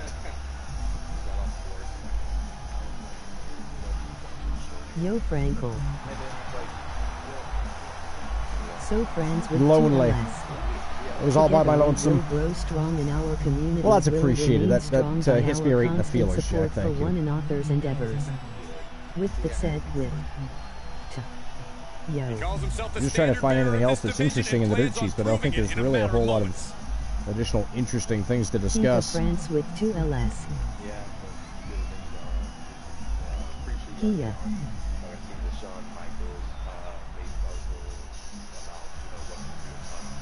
Yeah, From WWE's biggest hero to WCW's Quite likely, yeah. biggest villain. I mean, it might even be before Survivor The Series. I thought they might hold off and wait till Survivor Series because it's in Chicago, but it's looking that it might happen before that now. Hollywood Hogan! Hollywood has worn many hats. Icon, savior, master manipulator. Potentially.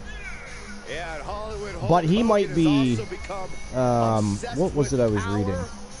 And driven by I believe he might be stepping in place of somebody or something like that. in major jeopardy. Oh, I believe he might be stepping in place of LA Knight, kind of, sort of, because LA Knight's kind of out right now. I believe that's what it was. I gotta find it again.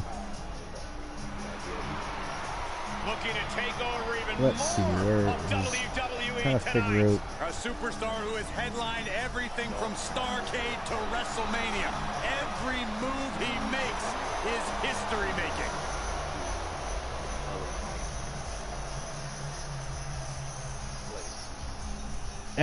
And speaking of Shawn Michaels' article with CM Punk, I do have one in front of me from WrestlingHeadlines.com. Joey G. It says Shawn Michaels says he always enjoyed working with CM Punk and would happily welcome him to NXT. So WWE Hall of Famer Shawn Michaels held a media call earlier today to promote his Saturday's NXT No Mercy Premium Live event. At one point during the call, the Heartbreak Kid would be asked about former AEW superstar CM Punk and whether he would be interested in bringing him into NXT following his very public departure from the rival company. This is what Michaels had to say, and this is a quote. He said, "Of course, we'd welcome him here in NXT. My guess is he would probably want to go to the main roster. I always enjoyed working with Phil. Didn't get to do it much. I understood him. Whether you want to say there were similarities in us, I can't lie. We were at TV, and he once pulled out his wallet on the spot, an autograph that I had signed for him in a hotel that he still had. I've always liked him. I understand he's a different kind of cat and sometimes can be challenging to get along with people, but that is probably why I like him, because I suffer from the same thing. Obviously, that's for people to decide higher up on the food chain than I am. He's a guy that does numbers and makes money. That would be a risk-reward ratio from the company standpoint they'd have to consider. When it comes to, would we take him in NXT and have him on our television? Are you kidding me? Of course I would. I just don't think anybody would let me. Who wouldn't take that kind of star power? I don't know. If I get in trouble for that, I'll let you know. Elsewhere on the call, Michaels spoke on a variety of topics, including the recent WWE release of, recent WWE releases, the rise of Tiffany Stratton, and when the next NXT Premium Live event will happen, and much more. And if you come to this article, there is a link at the bottom you can click and read the entire article, and/or it might take you to the actual recorded call. I'm not sure. And I'm not clicking on it, so I don't know. But yeah. So Shawn Michaels, so I mean, I don't know. Again, I think he's already likely in the works on making his return. Just my opinion. Jack, did you know Thea Hale's only 19? I did not know that. That's crazy. She doesn't look like she's 19. High knee right between the shoulders. And now thrown back into the ring. Reversal. Did she just have a birthday? Oh, okay. Gotcha. Is getting a lot of heat for that. Yeah, that is dumb on their part, Joe. From the top. Elbow drop. He's feeling it. This could do it. Sorry, some higher-ups weren't happy with his release? Then why did they allow the release to happen? You know what I mean? It's like...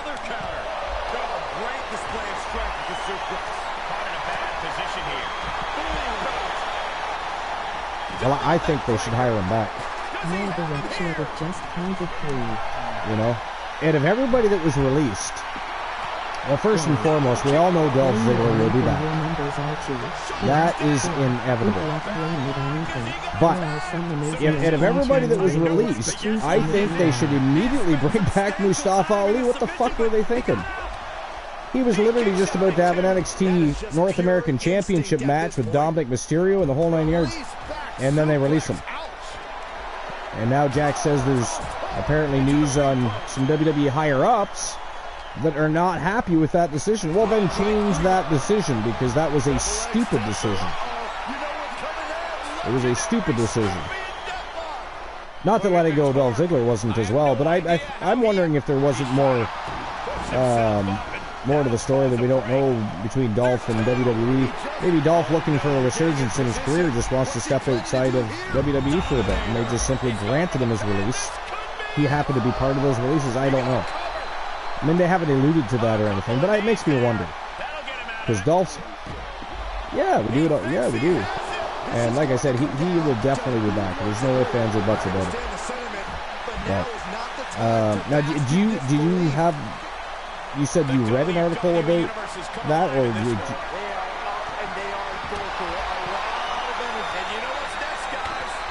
Sports Keto? Has been eliminated, but he's got to strike soon. Saw that one coming. Well-placed elbow to break up the maneuver.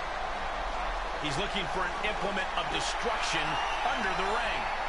As they should. He gets delivered back into the ring. This could do it. I'm just going to see if I can find it.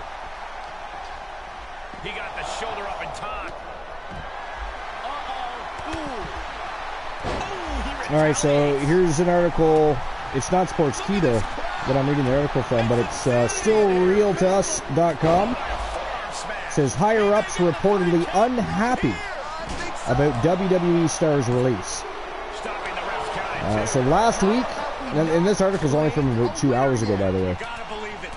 So last week, WWE released a number of superstars from the main roster and NXT.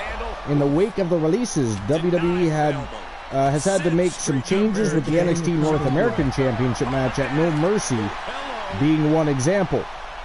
Fightful Select reports that there were several people unhappy with Mustafa Ali getting released from WWE. Sources noted that there was frustration regarding the lack of communication between NXT and WWE. The frustration emanated from the fact that a renewed effort has been made to add familiar faces to the NXT brand. Mustafa Ali was originally set to face Dominic Mysterio at No Mercy, and it's being said that as of last Tuesday, there was no indication that Mustafa Ali was going to be cut.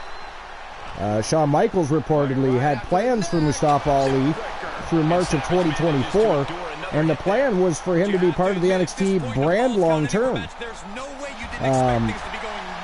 Dana Brooks' release was also affected immediate plans for NXT. It's being said that NXT was happy to have Dana Brooks, and as she was well liked and willing to help people out on the roster. I'm not going to say anything about that. Good for her that she has that reputation, but I was never a big fan of Dana Brooks, I'll be honest. I don't hate her or anything. She never did anything for me. I don't know. That's just me personally. But yeah, so I guess likely Shawn Michaels was probably one of those people unhappy, obviously, because he had plans through March of 2024 and had plans to make him part of the NXT brand long term. So, but again, it was a stupid decision. They need to hire that guy back. Mustafa Ali, probably one of the most promising stars in a long time, especially stemming from NXT. I thought he was really good, very talented. He was pretty good on the microphone.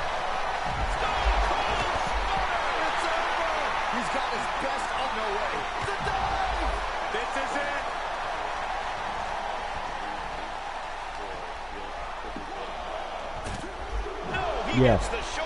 Both competitors digging deep into their well to keep this match going. But yeah, I thought that Mustafa Ali was eventually going to be NXT champion. That was my thoughts. Probably should have been. Definitely could have been. We'll never know now. He's, at least for now, gone. But if that were me, I don't know. Just one step ahead. Where do you think Mustafa Ali ends up if not back in WWE? So there's a question. Impact? Yeah. I have a feeling Dolph Ziggler, he ends up there as well. But I think Impact Wrestling, again, that's a gateway right back to the WWE. again, I've said it time and time again. They look at Impact Wrestling now just like they used to look at ROH, and they still look at New Japan, but not so much lately because New Japan's been doing a lot of work with AEW. But Impact, and so is Impact Wrestling now and again, but they're not doing anything together at the moment, other than having WWE superstars show up over there. Like Trinity Fatu's there now, yeah? I believe. Yeah. EC3's their world champion. Oh, wait a minute. No, sorry. He's the world champion for NWA. Now, there's another guy. I never quite understood their issue with EC3. I always liked EC3. I think he... Well, no, I wasn't a super fan or anything, but I don't think he was worth letting go of. You know, I think they could have utilized him specifically in NXT. But now,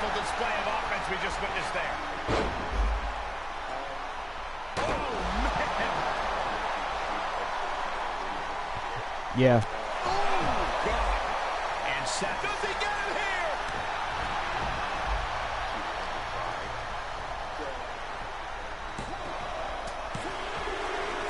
Hollywood Hogan has been eliminated. Right. Yeah.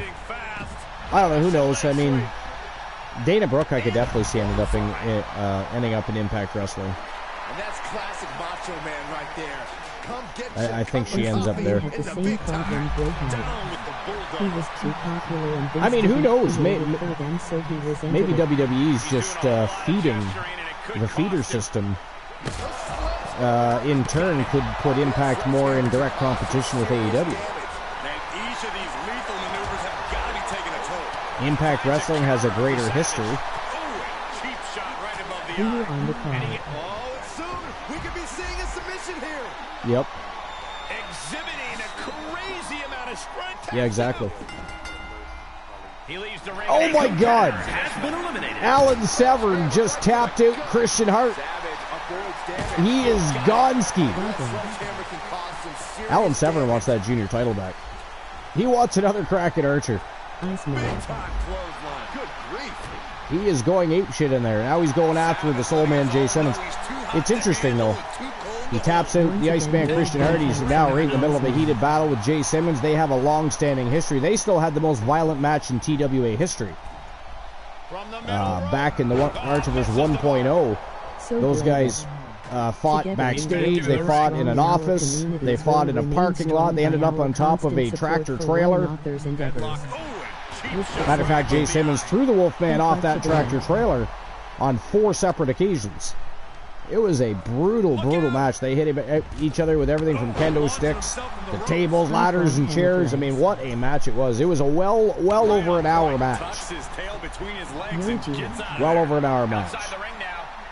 And the ending was interesting because they were both so fatigued. Simmons just couldn't believe it every time the Wolfman would get up. The very last time that Simmons put the Wolfman down, he was like, fuck this, I'm out of here. Starts walking away towards the exit. Wolfman looks up, looks over at Simmons, and he's like, fuck it, and just lays down. So they called the match. So Simmons didn't pin him, didn't knock him out or TKO him.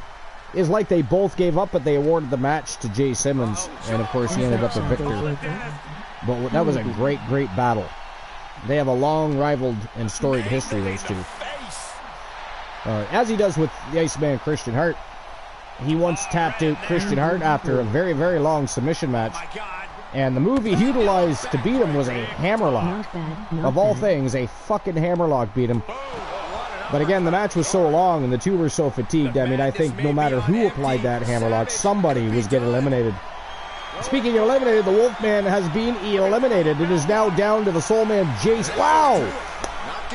Macho Man Randy Savage taps, and that is it. That is all. The winner of the match and new Junior Legends champion from Team Anime J, formerly known as Team J Negative Gaming, the Soul Man Jay Simmons is your victor and new Junior Legends champion. Man. Jay. Here is your winner. Well, that was crazy. That was an ending I didn't expect.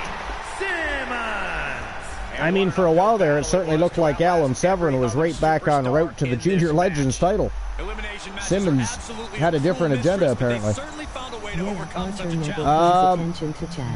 Shadow Broker, welcome in.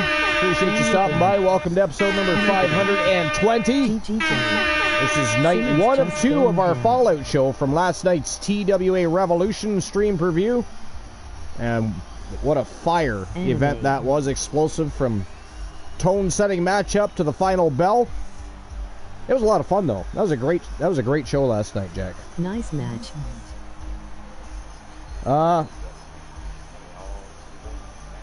14 matches. Yeah. Oh yeah, that draw in the main event was disgusting. Couldn't believe that happened. I don't even know the last time I saw a draw in an iron to gold match. It was crazy. We've seen it time and time again in tournaments, right? We see it all the time in tournaments. But the last time I saw a draw in an iron to gold match, it's been a long ass time. Shadow Broker says, nice match. It was a fantastic match. It was an 8-man elimination royale for the Junior Legends Championship. Of course, only people in the TWA Hall of Legends and or happen to be a Hall of Famer themselves are qualified to compete for the titles. But we had 8 legendary villains going to war, and it ended up being the OG from 1.0, the Soul Man Jay Simmons, picking up the big W. When the first iron to gold match is a draw. All right, here we go. On to the next match. And this is a 6-man tag team elimination matchup for the Junior Tag Team Championship.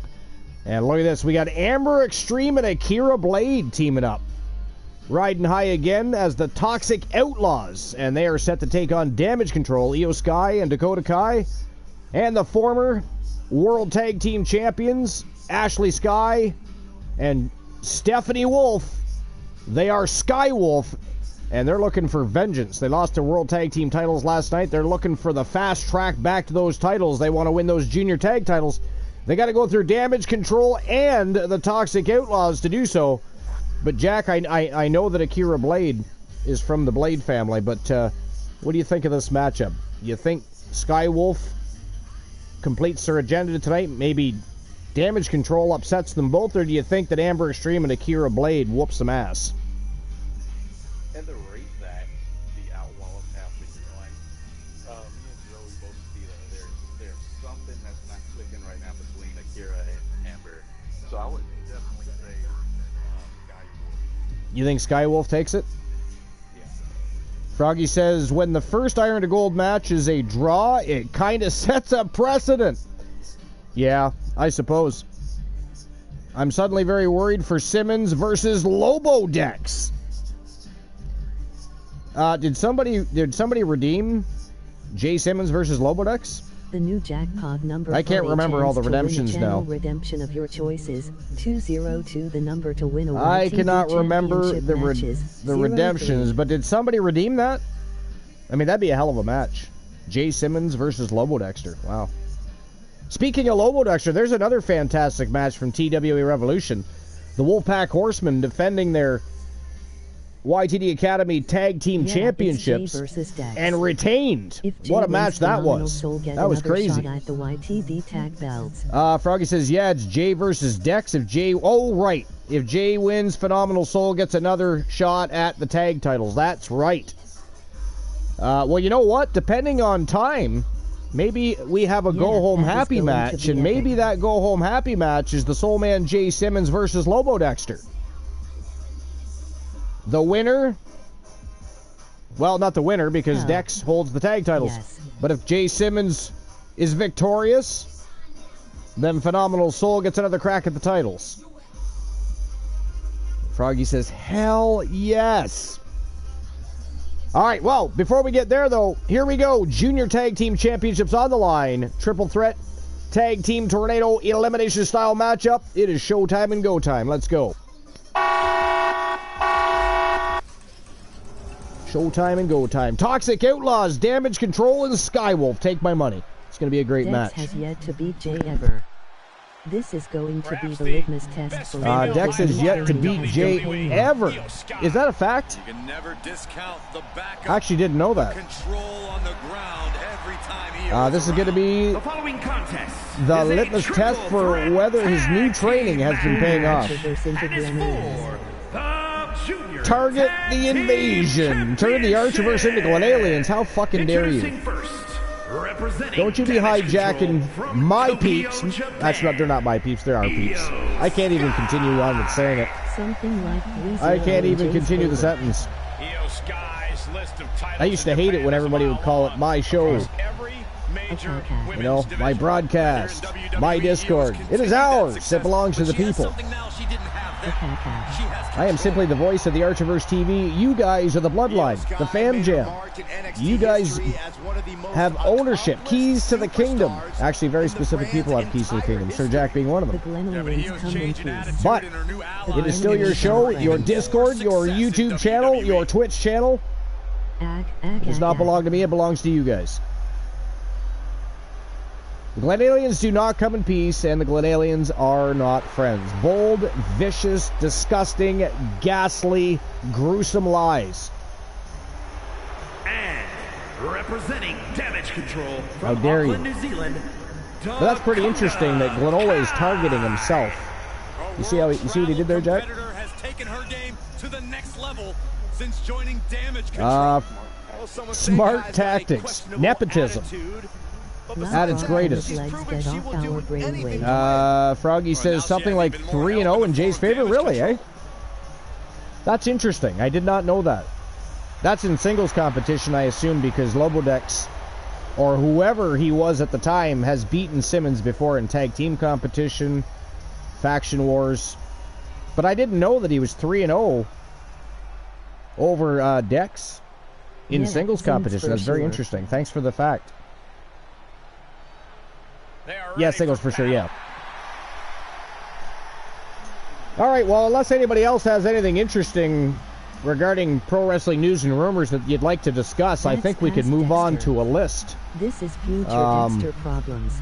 But I don't know, Jack, do you have anything other interesting news or information that you've heard about either AEW, Impact, New Japan, NWA, WWE, anything? No, me neither. History making. Whoever wins this will forever have their name in WWE history books. So you saw those on Instagram, yeah? Yeah, Instagram actually, you see a lot of pro wrestling news on Instagram. I've been noticing that a lot lately. They utilize that quite frequently. You know, speaking of platforms, I wish Twitch would finalize their update that allows us to export clips and highlights to TikTok. I created a brand new TikTok account for us to utilize, and we're going to upload clips and highlights and whatever else we decide we're going to upload.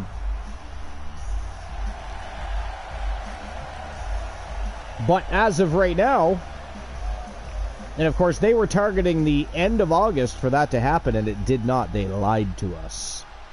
The fuckers lied. Twitch, do better. You need to work on yourselves. YouTube.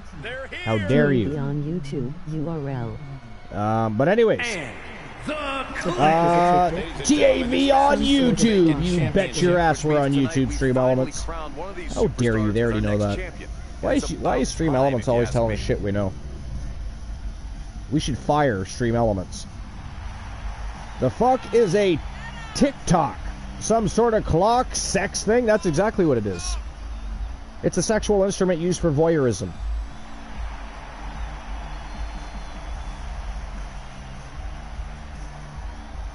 Strife didn't know that, Jack.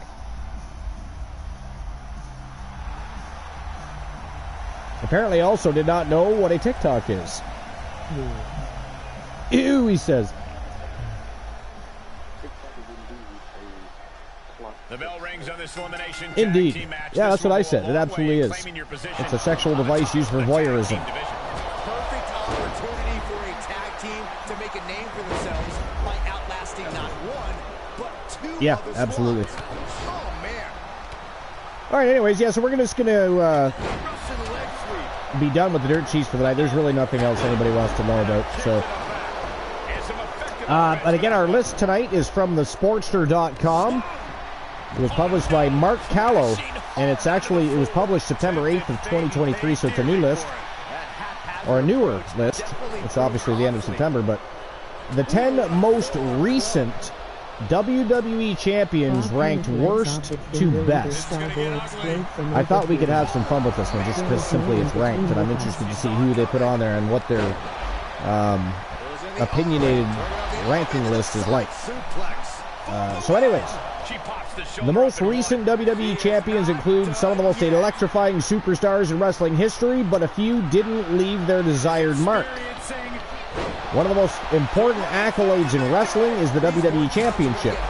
With it being the pinnacle of individual achievement for many in the industry, it has been the primary title within WWE for decades, with the likes of Hulk Hogan, Bret Hart, Steve Austin, and John Cena elevating it as the top prize.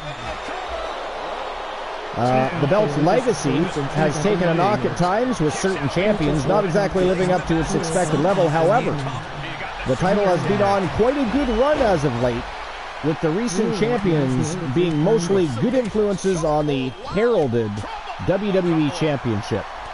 Really? Really? Really? Because Roman Reigns has the WWE Championship, and how has he been a good influence as a champion? The man doesn't defend the belt. Out of fact, sorry, yes he does, at house shows apparently. Apparently at motherfucking house shows. For those who weren't here earlier to hear it, apparently did I say October 14th, Jack? Is that what I said earlier? 14th or the 27th or something like that, right? Yeah. I think it's the 14th. October 14th, Roman Reigns is going to be defending his Universal Championship against Sami Zayn at a bloody house show. You know? Against Sami Zayn. Now, I don't understand that. Other than perhaps they're trying to groom Sami Zayn a little further so that eventually he could be in that WWE title picture again, is what I'm thinking. But I mean, obviously I don't know for sure, but that's what I'm thinking. But anyways, yeah, how has Roman Reigns been a good influence on the WWE Championship? He's not even been a fighting champion, for Christ's sakes. Right? Yet, when you consider it, just like an article I read earlier, and I agreed with, Brock Lesnar technically had a better run. At least he was a fighting champion, and he was also around more, near, you know, especially with his last run. Now, look at this now. Yeah. Yep. Way more than his last run, and way more than Roman Reigns, who is our Universal Champion. But anyway. So number 10 on this list, ladies and germs, is The Miz. So it's a testament to The Miz that he's even among the most recent champions, given how his time as main event talent has been long over and never lasted that long in the first place. However, his fleeting WWE Championship reign after cashing in his Money in the Bank briefcase on Drew McIntyre was the definition of a transitional move. It was also absolutely garbage. Drew McIntyre should have never lost the title when he did. I don't care if they wanted to put the title on Bobby Lashley or not. Did Bobby Lashley deserve a title run? Yes, he did. Bobby Lashley has been a staple for WWE. I think he, you know, Bobby Lashley, I believe, is underrated as well. I know he's been WWE champion. I get that, but I still think he's an underrated superstar. It's crazy how talented that guy is. And we're lucky that it wasn't him instead of Roman Reigns that went on that history-making run. You know what I mean? Could have very well been Bobby Lashley. Bobby Lashley deserves a big, long title run. He's a beast, you know? But, anyways, Drew McIntyre should have never lost the title. That was disgusting. He held the company on the back during COVID. He did more than Roman Reigns did during COVID.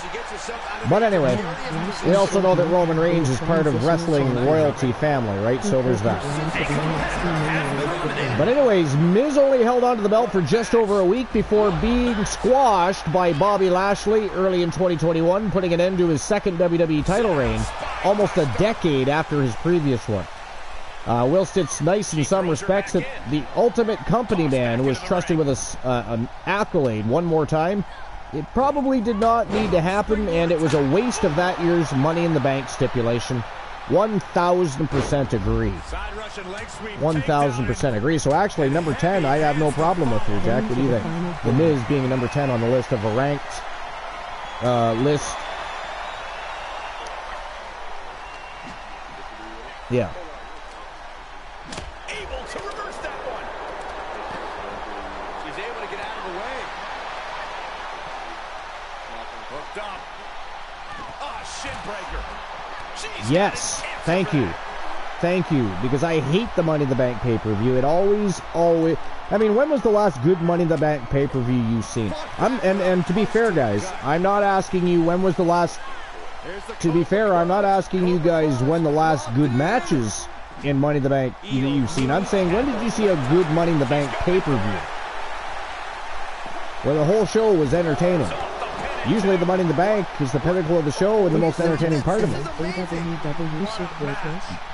In my experience, I just never really enjoyed Money in the Bank pay-per-view, just like I'm glad they got rid of the Elimination Chamber and Hell in a Cell, because those belong as specialty matches at appropriate times during a rivalry or feud. You know, I don't want to see a pay-per-view theme that. And what was the point in having a Hell in a Cell pay? I mean, if TWA has a Hell in a Cell themed stream preview, you can bet your ass everybody's ass is going to be in a fucking Hell in a Cell. If I'm having a Lockdown stream preview, everybody's in a Lockdown. If I'm having an Eliminator match, everybody's in a fucking Chamber match. I mean, I don't understand having a themed show called Elimination Chamber and having one or two Elimination Chambers and the rest are just filler matches. I don't like it. I don't like it at all. But now, Elimination Chamber. Wow! Jack, you were right! Holy shit! Ladies and gentlemen, that is it. That is all the winners of the match. From Team Soul Embers, it is Ashley Sky and Stephanie Wolf. They are Sky Wolf, and they are your new Women's Junior Tag Team Champions. Wow. Wow, so I guess you're right. Akira and Amber Extreme just can't seem to quit. It's funny because they're so awesome individually. Here are your winners.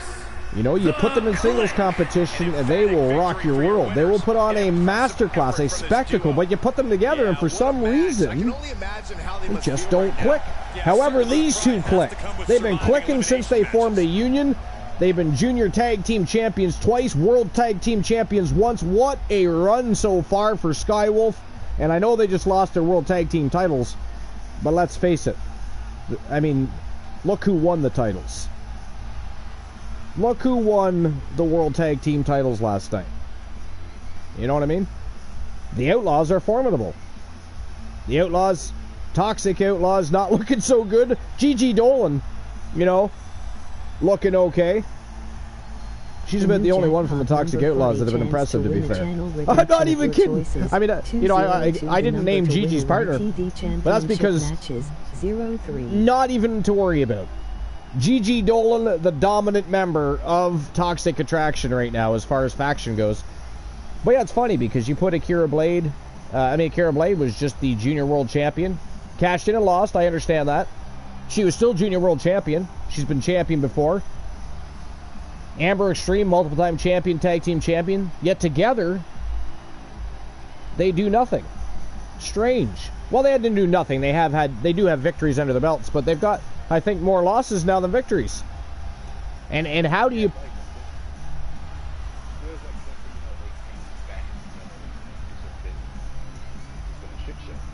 Well, yeah, it's weird, right? It's weird. I don't understand it, but. Either way, it's good news for Team Soul Embers.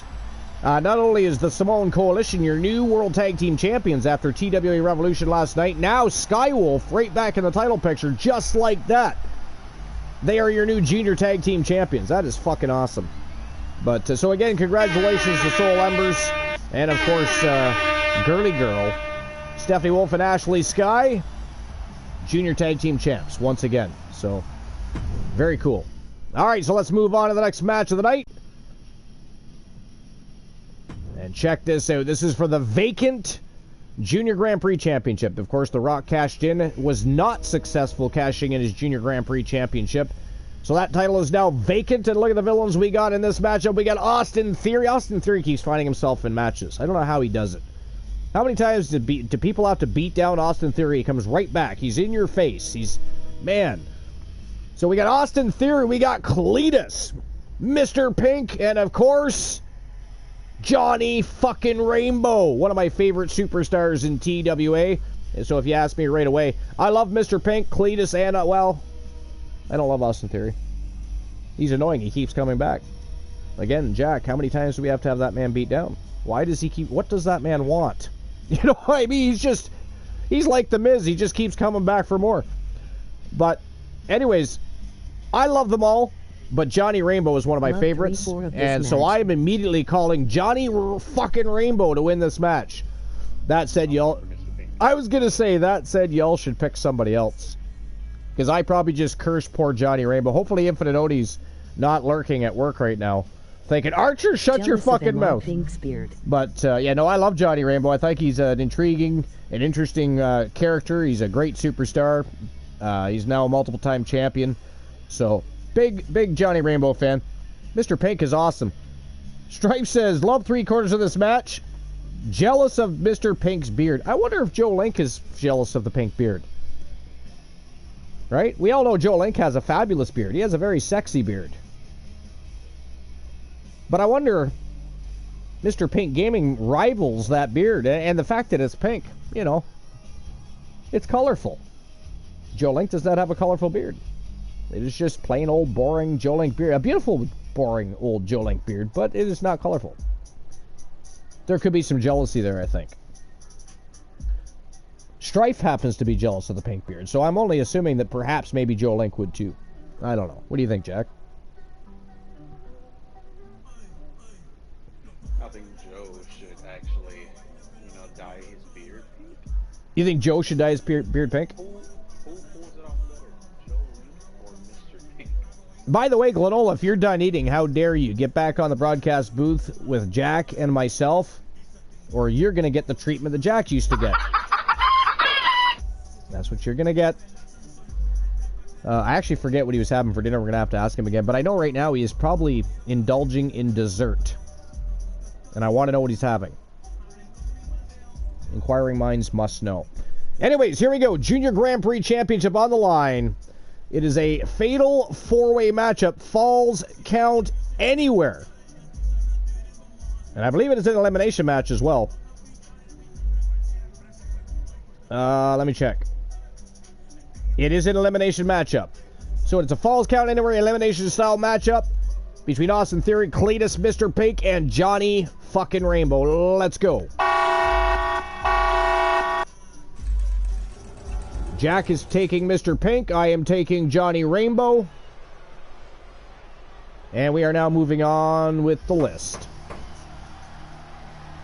Alright, so again, the list was the 10 most recent WWE champions ranked worst to best. Number 10 was The Miz. Number 9 is Brock Lesnar. Was this best to worst? Or worst to best? The following contest is a worst to best. So Brock Lesnar sitting at number 9 as worst? That's interesting.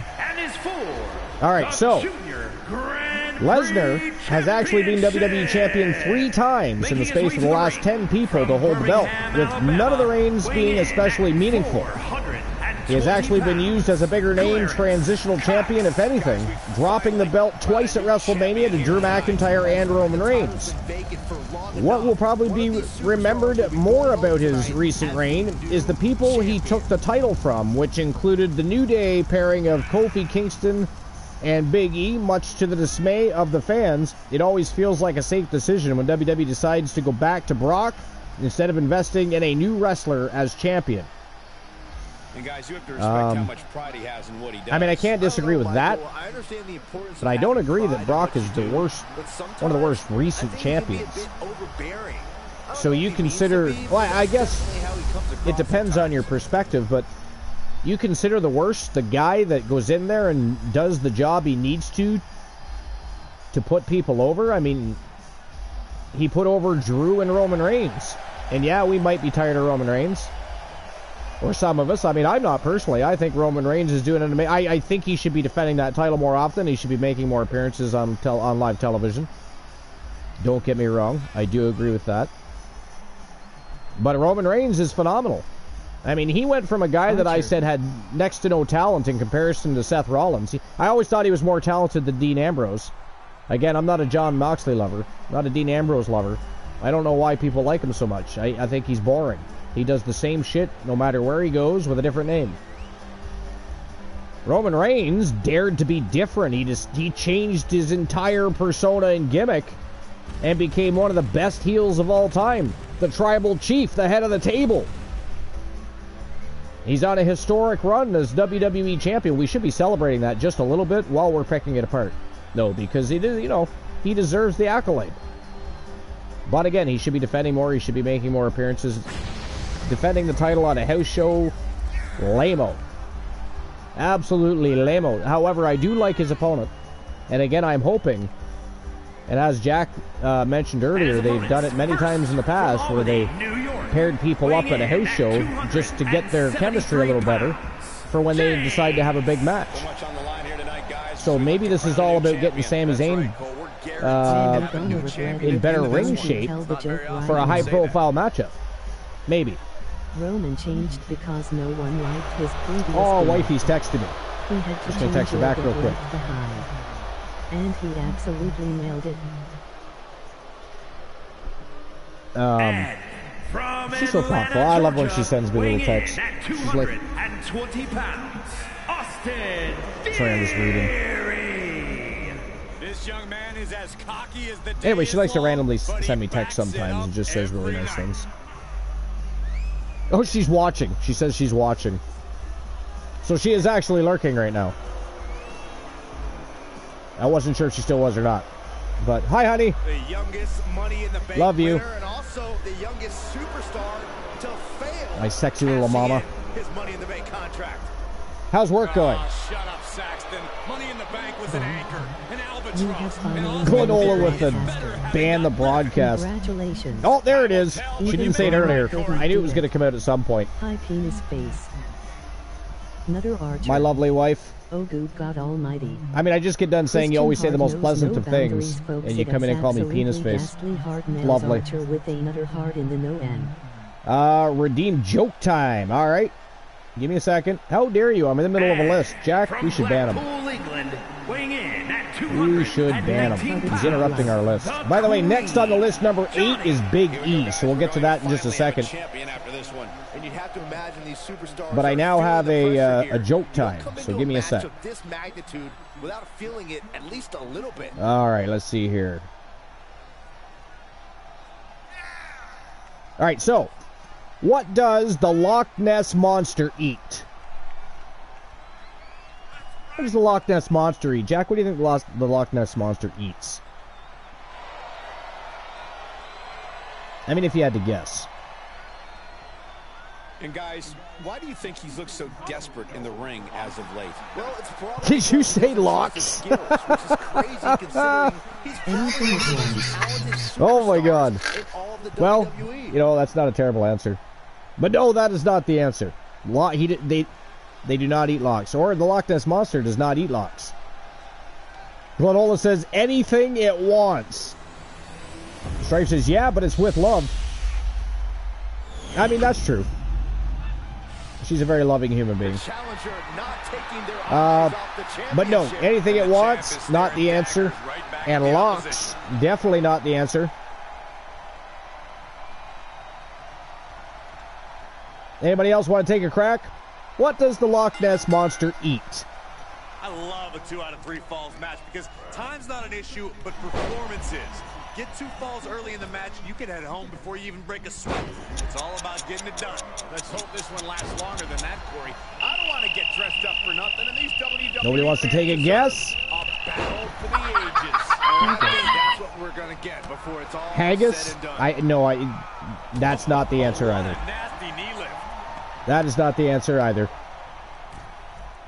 Wait a minute, who asked for the joke? Random, you haven't even taken a guess yet. So let me get this straight. You redeem joke time, and then you don't even take a crack at the joke? All right, somebody AKO Random, please. We need, out of nowhere, we need an AKO right now. Immediately drop it. Launch it. Let's go. Where's life when you need life? Wherever your opponent takes the fight, you must be ready. Life, where are you? Expect the unexpected and have a plan in your back You pocket cannot for any AKO situation. the Archerverse. Nice try, Jack. What are you doing anyway, man? You pulling a granola here? You're on the broadcast causing villainy. Stirring the pot? How dare you? I am not amused, by the way. I do not find your antics funny. And you cannot AKO Archer. What is wrong with you? I said AKO Random. R-A-N-D-O-M. It's right there. It's in red. You can read it. Look at this, raining right hands. Silly you. He's looking a little off balance. The insubordination around here is disgusting. I should fire you all. My God. And then ban the chat while I'm at it. Except for my wife, she can stay. She can stay. I will not ban her. Oh, Messi definitely won't be blocked. Plus, I sleep beside her. He would rip Nessie That would not apart turn out from well. the inside. And he thinks he has it. Stray says, oh, Nessie definitely won't eat Locke. He would rip Nessie apart from the inside. He's staring his opponent down. Well, I think he meant locks. Not Locke as in the blind locksmith. From behind. It could be over here. This is it. And he stops the count. Not Locke like the blind locksmith. Which was a far better name. Appreciation, thank you, Archer. Archer appreciate. Glenola. You know, if you were in a mod, I would so ban you. Actually, I can ban you. Up and over with a It might be our channel, but I am the broadcast host. I'm the host with the most with all the power. Oh, come on. Enough is Host with the enough. most with all of the power. I am like He-Man. I have the power. How in the world did he kick Joe out? Link appreciation. Now that is what we should be talking about. This has gotta be. That is what should be trending, Glenola. See, that's the vibes. Because one of our next shows will be Joe Link appreciation night. Open a nuke from the inside. Foggy says, I don't know about Nessie, but I've definitely seen tables rip open a nuke from the inside. That is ghastly and disgusting, but G. Archer banning you on A great story. because it has never happened before. Refusing to give up 10 hours, I did not say anything about 10. I did not agree. Matter of fact, I didn't even say that. It's not funny. I did not say that. Do not listen to Jack. I did not say anything about a 10-hour show. 4 hours and 41 minutes was long enough. Some damage already. I mean, I believe I did have a show that pushed 6 hours. I think it was just around the 6-hour mark once. And that was back in the day when we were... Sorry, somebody did what? and a spinning back kick too. Oh, hell. Soul Embers has done 72. And he gets set back into the ring. He's a fucking savage, though. Theory No, resorting no. to some mind games No, there will be no envelope pushing. I have far too much to do in life to do a 72-hour stream, a 48-hour stream, a 24-hour stream, a 12, 10. what it does. I mean, I got things to He do. has free reign of the You know? outside with no countouts to I got a worry beautiful wife to entertain. Looking for a win. Well, at least when she's here. about. Currently not. But she would never be gone for more than 12 hours for me to do something like that. Unless she was, you know, on an excursion with her mother for the day or something. And I happen to be off. Then we might... How is he still in this match? By the skin of his teeth. Sorry, say that again. Critical time in this matchup. This is a time to dig deep. And that was a She would first-hand not example want of to... I mean, unless we were having a subathon or something. Followed by a knee. I mean, she would definitely not want me to be doing no 12-hour stream. You do 8-hour stream and she That would be takes crazy.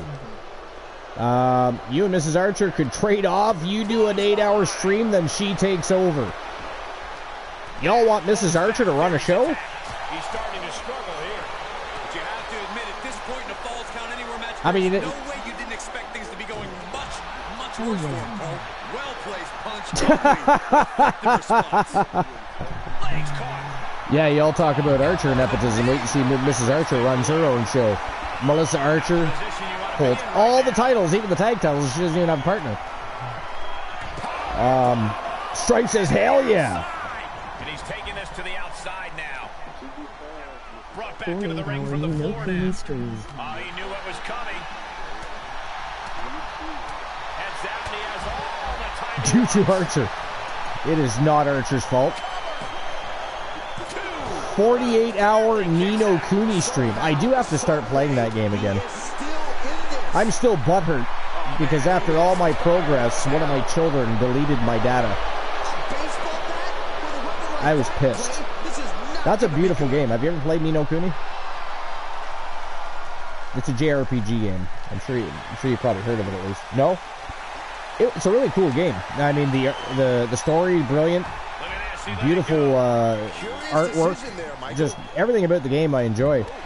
And I was finally making some good progress, and then one of my children, not sure which one, but one of my children deleted my data for the game. So I haven't played it since, and I own Nino Kuni 1 and 2, and what I was going to do was play and beat Nino Kuni and then play Nino Kuni 2, but then I was butthurt at the deleted data, and I've not touched it since. And that is the story of me and Nino Kuni. But Nino Kuni is the first RPG game, or JRPG anyways, that I picked up in 20 years. Because myself and RPGs have Answer the joke, Archer. Yo, Glenola, you're back. What joke? Oh, right. Well, it's your fault y'all kept me talking on different topics. So the question was, what does the Loch Ness Monster eat? The Loch Ness Monster eats fish and ships.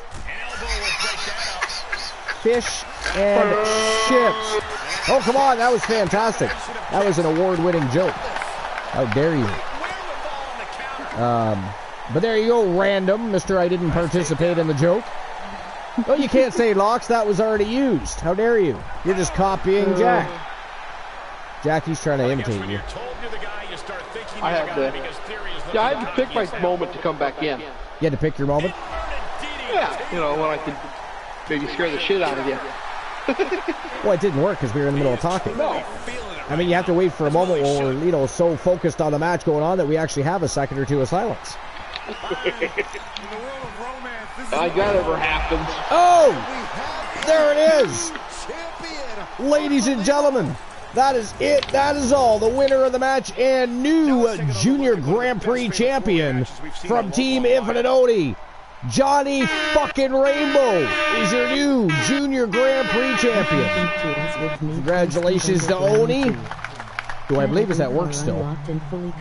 Actually, I don't even know. He might be off today. I'm not sure what his days off are, but I think he's at work. Here is your winner, and new. But anyways, congratulations to Oni and Johnny Rainbow. Now Johnny Rainbow next in line to challenge Humboldt's the Arcane for the Grand Prix Championship. Interesting. Very interesting matchup is Johnny Rainbow versus Humboldt's. But anyways, Strife says that happened to us with Need for Speed Underground 2. Had every car unlocked, fully customized, let our cousin play our Xbox, came back to no cars but one, and it wasn't even fully unlocked. Oh, that is crappy. That is crappy. I liked some of the Need for Speed games. I didn't like them all by any means, but I thought Forza was a good game. Honestly, my favorite car simulation is probably Gran Turismo. I always thought they had the best car simulation game. Gran Turismo was good. Yeah. My favorite racing type game of that was F-Zero. Test Drive 5. Ooh, Test Drive 5 was a good game, yeah. I agree. I think Test Drive 5 actually, to me anyways, that's almost just as good as Gran Turismo. I mean, there's some elements it doesn't have as different. Once you unlocked the TVR Speed 12,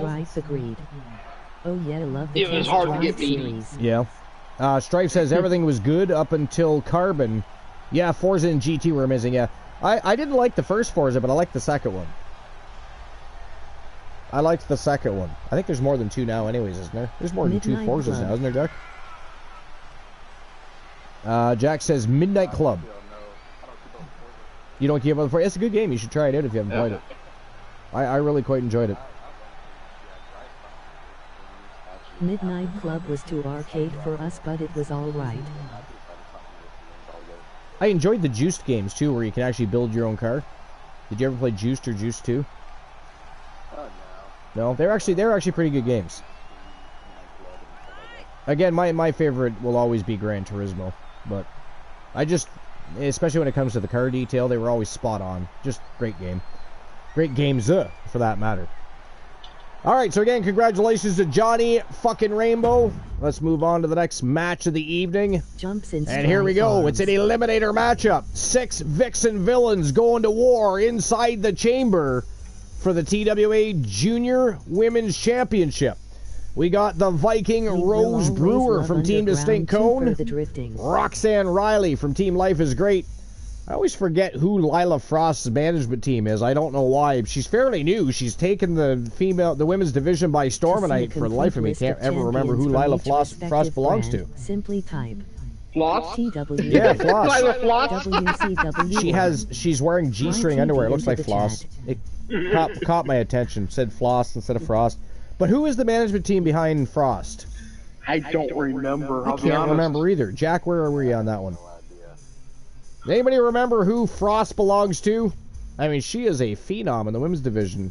One of the fastest rising female stars in a long time. And I can't remember the management team. That is gaslight. Your coffee cup, tea or ball cap right? She's so good we don't even need a management team. Maybe we should just claim her. Team her up with Akira Blade. Maybe she'll do better than ever. No, Joe would not like that too much. It was Glenola's idea, Joe. Nope. Jumps in Strife's arms. Like good lord. Starts to sway him like Jack's getting freaky deaky with Strife.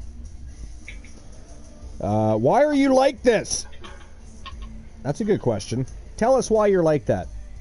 Tell us why it is.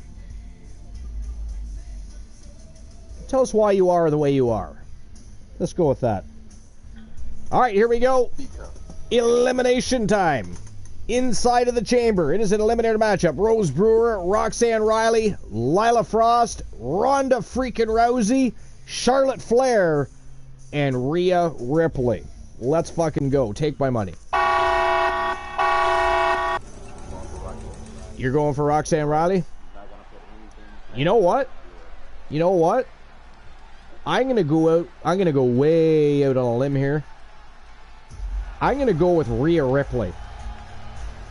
She has surprised us before. And she is a savage.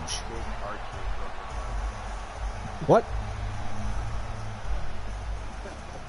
I don't see anything about that. Lies. I'm gonna go with contest is an elimination chamber match. You're going with Rose Brewer? And it's for okay, so that's 2 for Rose Brewer and 1 for Rhea Ripley. What about you guys? There's no betting line during this matchup, but you can certainly give us your opinion. Speaking of which, I believe we enter the championship rounds next, do we not? Are we getting close to the... What match number is this? Anybody paying attention? I think this might be 6. I believe we enter the championship rounds next. Lila Frost has our team colors on. Yeah, but do you remember who Lila belongs to? That's the thing we can't remember. I mean, she's just sensational to watch in the ring. We don't really care who the management team is. She's awesome. And Jack is talking about, you know, having her run a coup and join the Blades as a bodyguard. No, it's not Raka. Raka is Briar Rose. She's our Pure Wrestling champion. By the way, Raka has really been doing an amazing job, specifically when it came to holding that title. She's defended that title, what, 3 times now? 2 or 3 times. Someone new, we know for sure. Yeah, I just can't remember. I know it's not Dusty, because that's Alice Rose, right? It's not Team Dusty. Is it DJ Snowbeast? Yeah. Okay. Excellent. Okay, there we have it. DJ Snowbeast, the management team behind Lila Frost. Well, hell. So he's got success coming from two different divisions, because DJ Snow has been absolutely amazing, as has Lila Frost. And as has Lila Frost. The Blade Runners from Green Bay, the Wisconsin. Sorceress, Roxanne Riley. Roxanne Riley. Former Grand Prix champion, television champion. For all of these competitors. Member of the Wolfpack Gals formerly. Since departed and went her separate ways. Roxanne has this. Roxanne has this? Strife thinks Roxanne's winning this. Joe Lake, who do you think's winning this match? And by the way, we want to know what you had for dessert. What did you have for dessert, Glenn? And she's obviously proud of what she's been able to accomplish over the course of her career. Wow, you didn't have dessert? She should be. What is wrong with you? You feeling okay? She clearly has worked hard to get You need a where back she rub? is, but she also has to remember that she has a long way to go. Glenola did not eat dessert. That's crazy. Usually he has always some sort of cool little treats kicking around, whether it's ice cream and cookies or something. I may have to try to find something after a bit, but... No kidding. The Eradicator has arrived. Ready to pass judgment on the women's division.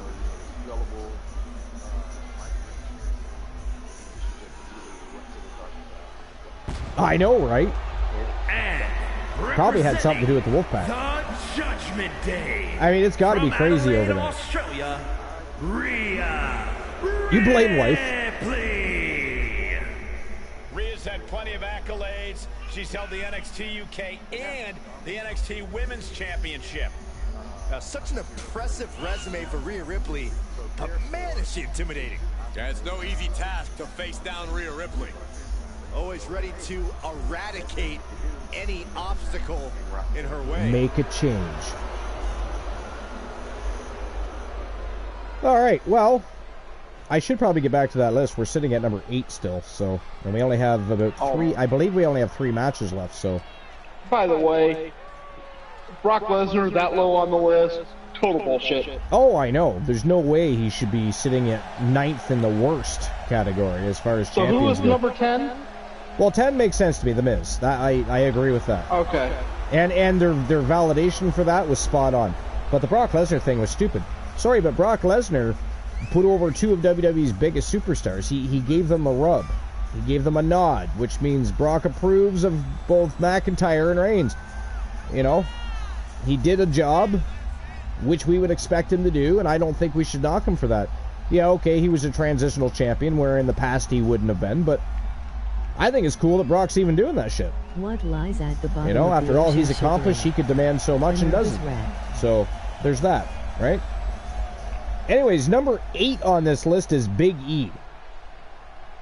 So the euphoria surrounding Big E's WWE Championship win unfortunately did not extend into his reign with the title, which was uncharacteristically flat and without any memorable moments. The former tag team champion broke out as a single star in 2021, winning the Money in the Bank briefcase before cashing in on Bobby Lashley to win the gold.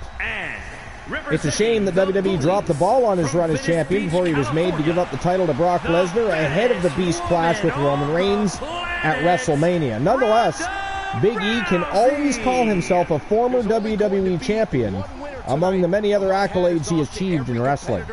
They keep saying achieved. Like, is he not coming back?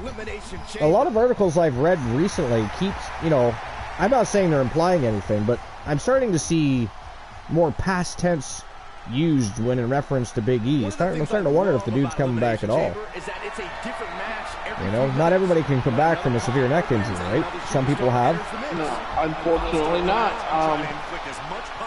And Archer, just to let you know, hopefully I've done this correctly. Okay. But I just added a new channel in the Discord where we can, the generals can put in the different manager teams. Nice. That's a good idea. Keep a list of all management teams for everybody to see. And it'll be viewable by anybody, so they can see who the managers well, yeah. are. I mean, that's something we should definitely have viewable for everybody. Only the generals have. If I set this up right, only generals can modify it. Okay, I was gonna say, and like no responses by anybody, but make sure everybody can view it, but can't because that's not something we want people trolling in, even if it is for fun. If I have this set right.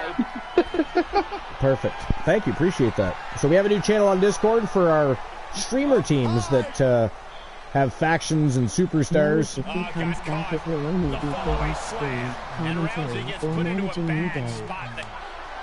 So anyways, I'm going to move on to the next, which is number 7. Number 7 is Randy Orton. I've been waiting for this. So Will says, kind of lost amidst the malaise of the pandemic. Randy Orton and Drew McIntyre had a decent feud over the WWE Championship in 2020. Inside the Thunderdome, the two men battled for months, allowing Orton to win his 14th world title in the company. He did lose it back to Drew only a few weeks later, but the feud was so even that it was sensible to allow Orton a short spell with the belt. Considering how many of Randy's title reigns are not at all memorable, his most recent stint as WWE Champion can be remembered fondly. Yeah, I don't know why they put him on the list. I mean, they don't even have good reasoning in there. Nothing they said to me would put him in as one of the worst to best champions and putting him at number 7. That's kind of weird. What an exciting addition to this match. Number 6 on the list is Kofi Kingston. So there's rarely been an experience in wrestling that was as exhilarating as Kofi Mania, with the longtime fan favorite finally managing to win the big one at WrestleMania 35. Buoyed onto the big title win by his New Day brethren, Kofi Kingston finally made it to the main event by winning the WWE Championship from Daniel Bryan. Unfortunately, Kofi would go on to have a very boring and underwhelming title reign, as he tried and failed to replicate the magic of his initial win against the likes of Dolph Ziggler, Samoa Joe, and Randy Orton. He would then lose the title unceremoniously to Brock Lesnar in a squash match before returning to the tag team division without so much as a proper attempt to win the belt back. That's true, he never has had a proper attempt to win that championship back, has he? Saw it coming and got an elbow for their trouble. Elbow smash! I don't know of one. Sorry? But I don't know of one, but... No. Yeah. I don't actually remember him winning the title, so... You don't remember him winning the title? Kofi Kingston? Man, it was a big thing. It was like Kofi Mania for 6 months. Literally, that was the trending, it was Kofi Mania. People wanted Kofi to win that belt, and he did. But, again, it was a pretty boring and underwhelming title run. So Big E and Kofi Kingston from the New Day have both been champions. I still can't think of a good reason that Xavier Woods shouldn't eventually have it. And if they're going to pull the trigger on it, they want to do it over the next few years. I mean, he's not getting any younger himself. He's never been a champion in WWE except for tag team. Number 5 on the list is Bobby Lashley. So it was so great to see WWE finally trust Bobby Lashley with its top prize after he squashed Miz for the world title in early 2021. He would go on to have a good title reign, which included a fun feud against former champion Drew McIntyre and high-profile matches against Randy Orton and Goldberg. His second reign with the title was less than memorable as he traded the belt with Brock Lesnar through early 2022. Bobby is one of the few former champions who are quite likely to capture the gold once again, provided he remains a valuable main event guy within the promotion. Well, I mean, I 100% expect Bobby Lashley to eventually win that. Wow, look at that, I was right. Holy shit, ladies and gentlemen. That is it. That is all. The winner of the Eliminator and new Junior World Champion representing the Judgment Day. It is Rhea Ripley. Wow. I actually got one right. I chose Johnny Rainbow too. I'm like 2 out of 6 so far. That's not bad. That's not bad for me. You know, it's not Mad Chatty level. It is not Mad Chatty level, but I will take it. So congratulations to Rhea Ripley, your new Junior World Champion. Usually you're the anti-Chatty. I'm usually the anti-Chatty, yeah. Yeah. He gets them all, you get none. I get none. Yeah, it was quite alarming how often he got things right. All right, here we go. Next match of the night. It is the greatest legend to ever step foot in TWA Legends Division, B. Jackson. We've talked about it time and time again over the past couple months. Winter Swarm, consisting of B. Jackson and the coldest bitch on the planet, January, at one time held all of the gold in both YTD and TWA in the women's division. A sensational duo they are. Tonight, B. Jackson looks to run through her 9th legend and 8th title defense as she defends the title against Gail Kim. That is next. And I believe this is the beginning of the championship rounds too, is it not? I think it is. I'm just going to look here real quick, because I might have to open up the betting line. And it is. We've officially entered the championship round. So let me go ahead and open up the betting line for you guys real quick.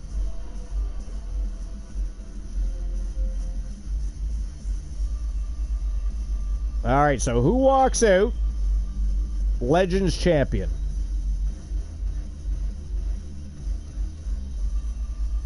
Is it going to be Gail Kim or B. Jackson? It's a Falls Count Anywhere matchup. I'll give you guys 5 minutes to make your bets. And there we go. Betting lines are open, so put your Archer vs. Bucks where your mouth are. Who do you think's walking out Legends champion? B. Jackson or Gail Kim? Glenola, who do you think? B retains or Gail Kim regains? Because Gail Kim has been a Legends champion. Yeah. I think 3 times, if I'm not mistaken. I'm not positive. No, me neither. I'd have to look. I want to see Gail Kim win it. You want to see Gail Kim win it? I think B's going to take it. You think B's taking it? Or retaining it? Taking it back. She's taking it back. Well, yeah. I think she's going to take the match. Yeah. Okay. And Jack, what about you? Actually, Jack, last I knew, had stepped away from the broadcast. Oh, Jack stepped away from the broadcast? How dare he? I did not know that. I thought I saw it say Jack has left the party. Oh, that could very well be. He likes to tuck tail and run. It's what he does. You know how it is. We can't control Jack. But anyways, what about you guys in the chat room? Chat room. I said le chat room. The chat room.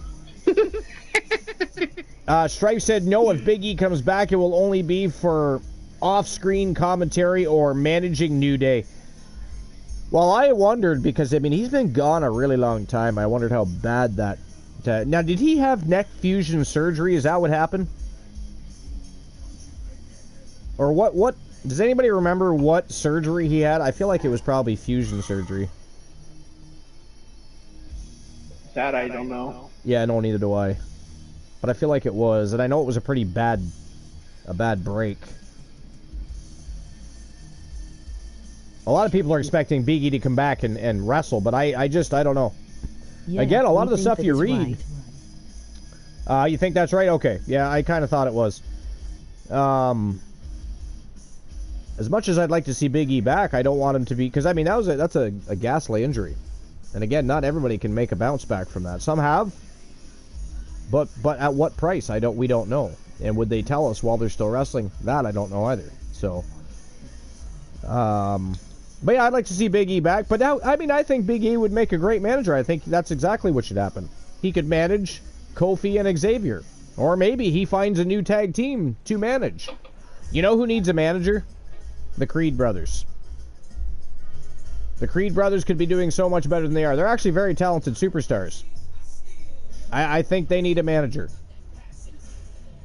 I would like to see them pushed a little harder.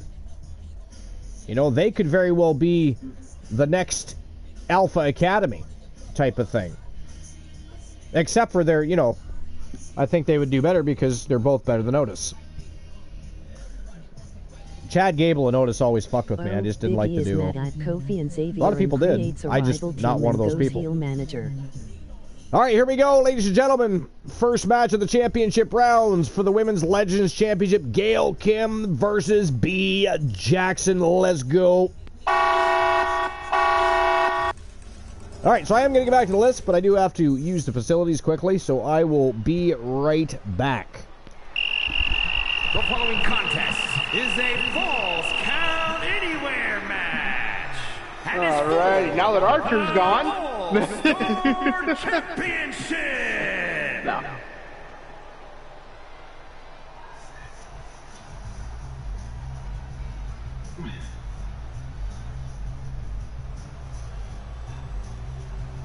Alright, let's see what I can find here for keep y'all entertained. Call a grove of sheep rolling down a hill.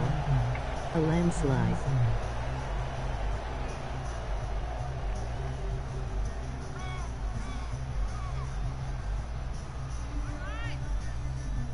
This is it, guys. The title is up for grabs here. And this might be the most highly anticipated title defense in recent memory.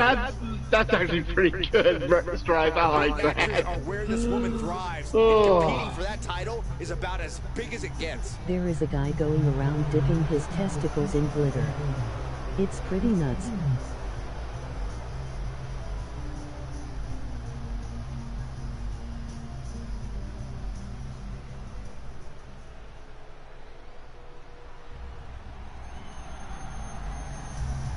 She is one of the top competitors in the women's division. Yeah. And she's got double the proof you need. Pretty nuts.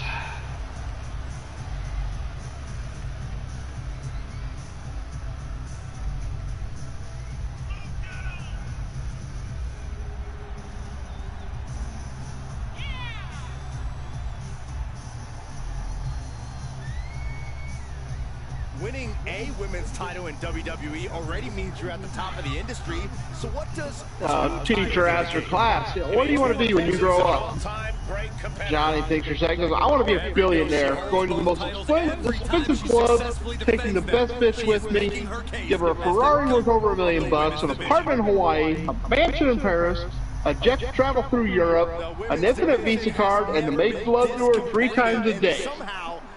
Teacher, shocked, and not only what to do with the behavior from a child, decides not to give any importance to what he said, continues the lesson. And you, Susie? Teacher asked. Susie says, I want to be Johnny's bitch.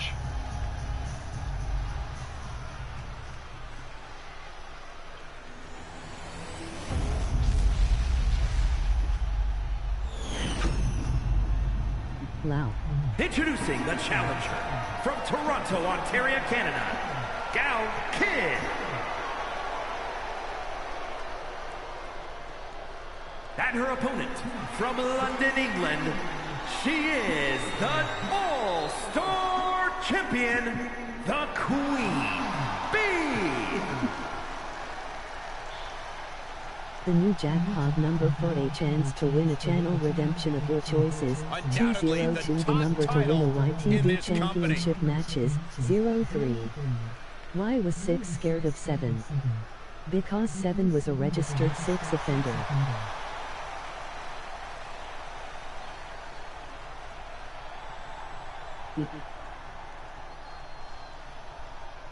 And there's an argument to be made that defending the title is even harder than winning it, wouldn't you say? Wow. Now it's about what kind of legacy you're going to leave, and that comes down to how you respond to your challenge. Francis 410.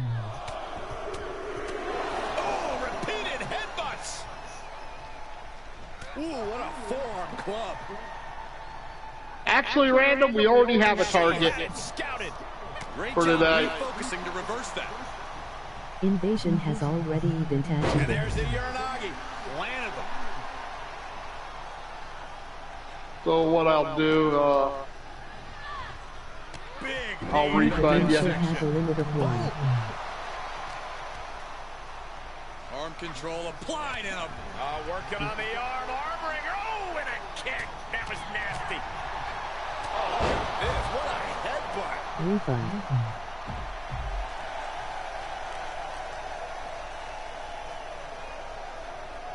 Look out. Oh, my gosh. That is the attitude Glenn's of a working daredevil. on it. Champ's got the pin to retain. Gets the shoulder up after one there. Close call, but not enough yet.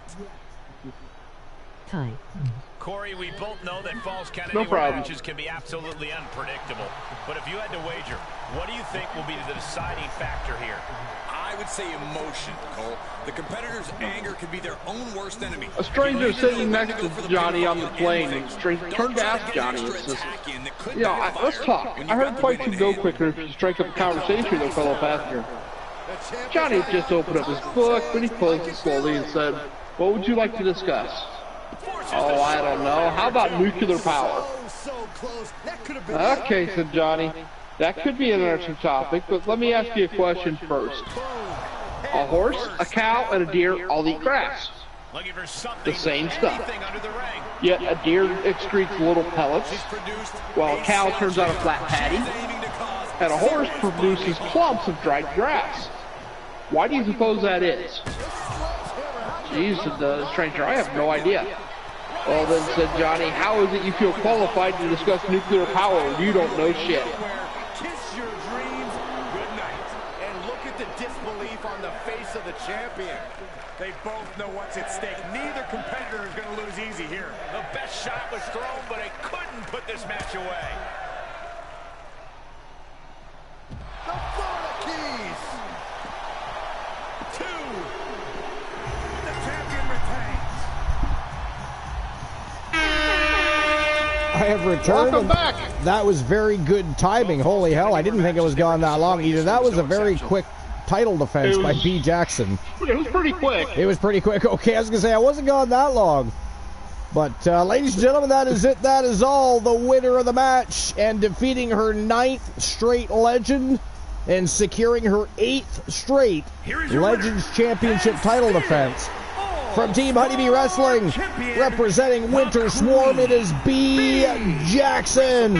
Still your reigning, defending, and undisputed Women's Legends Champion.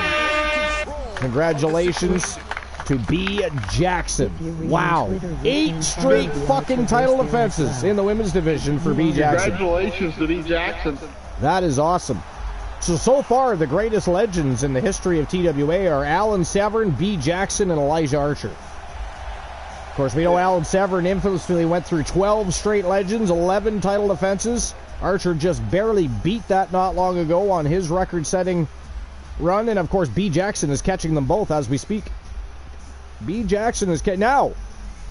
That said, she has an interesting lingerer, shall we say. Somebody that has not pulled the trigger on challenging for the championship, and they probably want to do that sooner. That title is going to have to be defended. But the coldest bitch on the planet, January, from Team Infinite Oni, is currently the reigning defending Junior Legends champion and has the right to challenge her partner at any given time of her choosing. So far has not pulled the trigger. But, again, if that doesn't happen soon, well, that title's going to have to be defended. And tomorrow night is night number 2 of our Fallout show. So we're going to see a lot of matches. We're going to see the Hart Foundation getting some vengeance. We would have seen Alan Severn maybe getting some vengeance against Archer perhaps on night 2. But unfortunately, he did not complete his campaign. And we have a new Junior Legends champion that will be challenging for that championship. Jimmy Uso and Braun Strowman action. Jimmy Uso and Braun Strowman action. What? The fuck you say, Willis? I think it's supposed to be is Jimmy Uso and Braun Strowman in action. I think. Oh, but I I'm see. not positive. Hey, you're probably right. Now that I reread it and you've said that, that's probably exactly what that's supposed to say. We're in the championship rounds, and Braun Strowman and Ricochet are not in the main event scene. They are not in the main event scene right now, currently.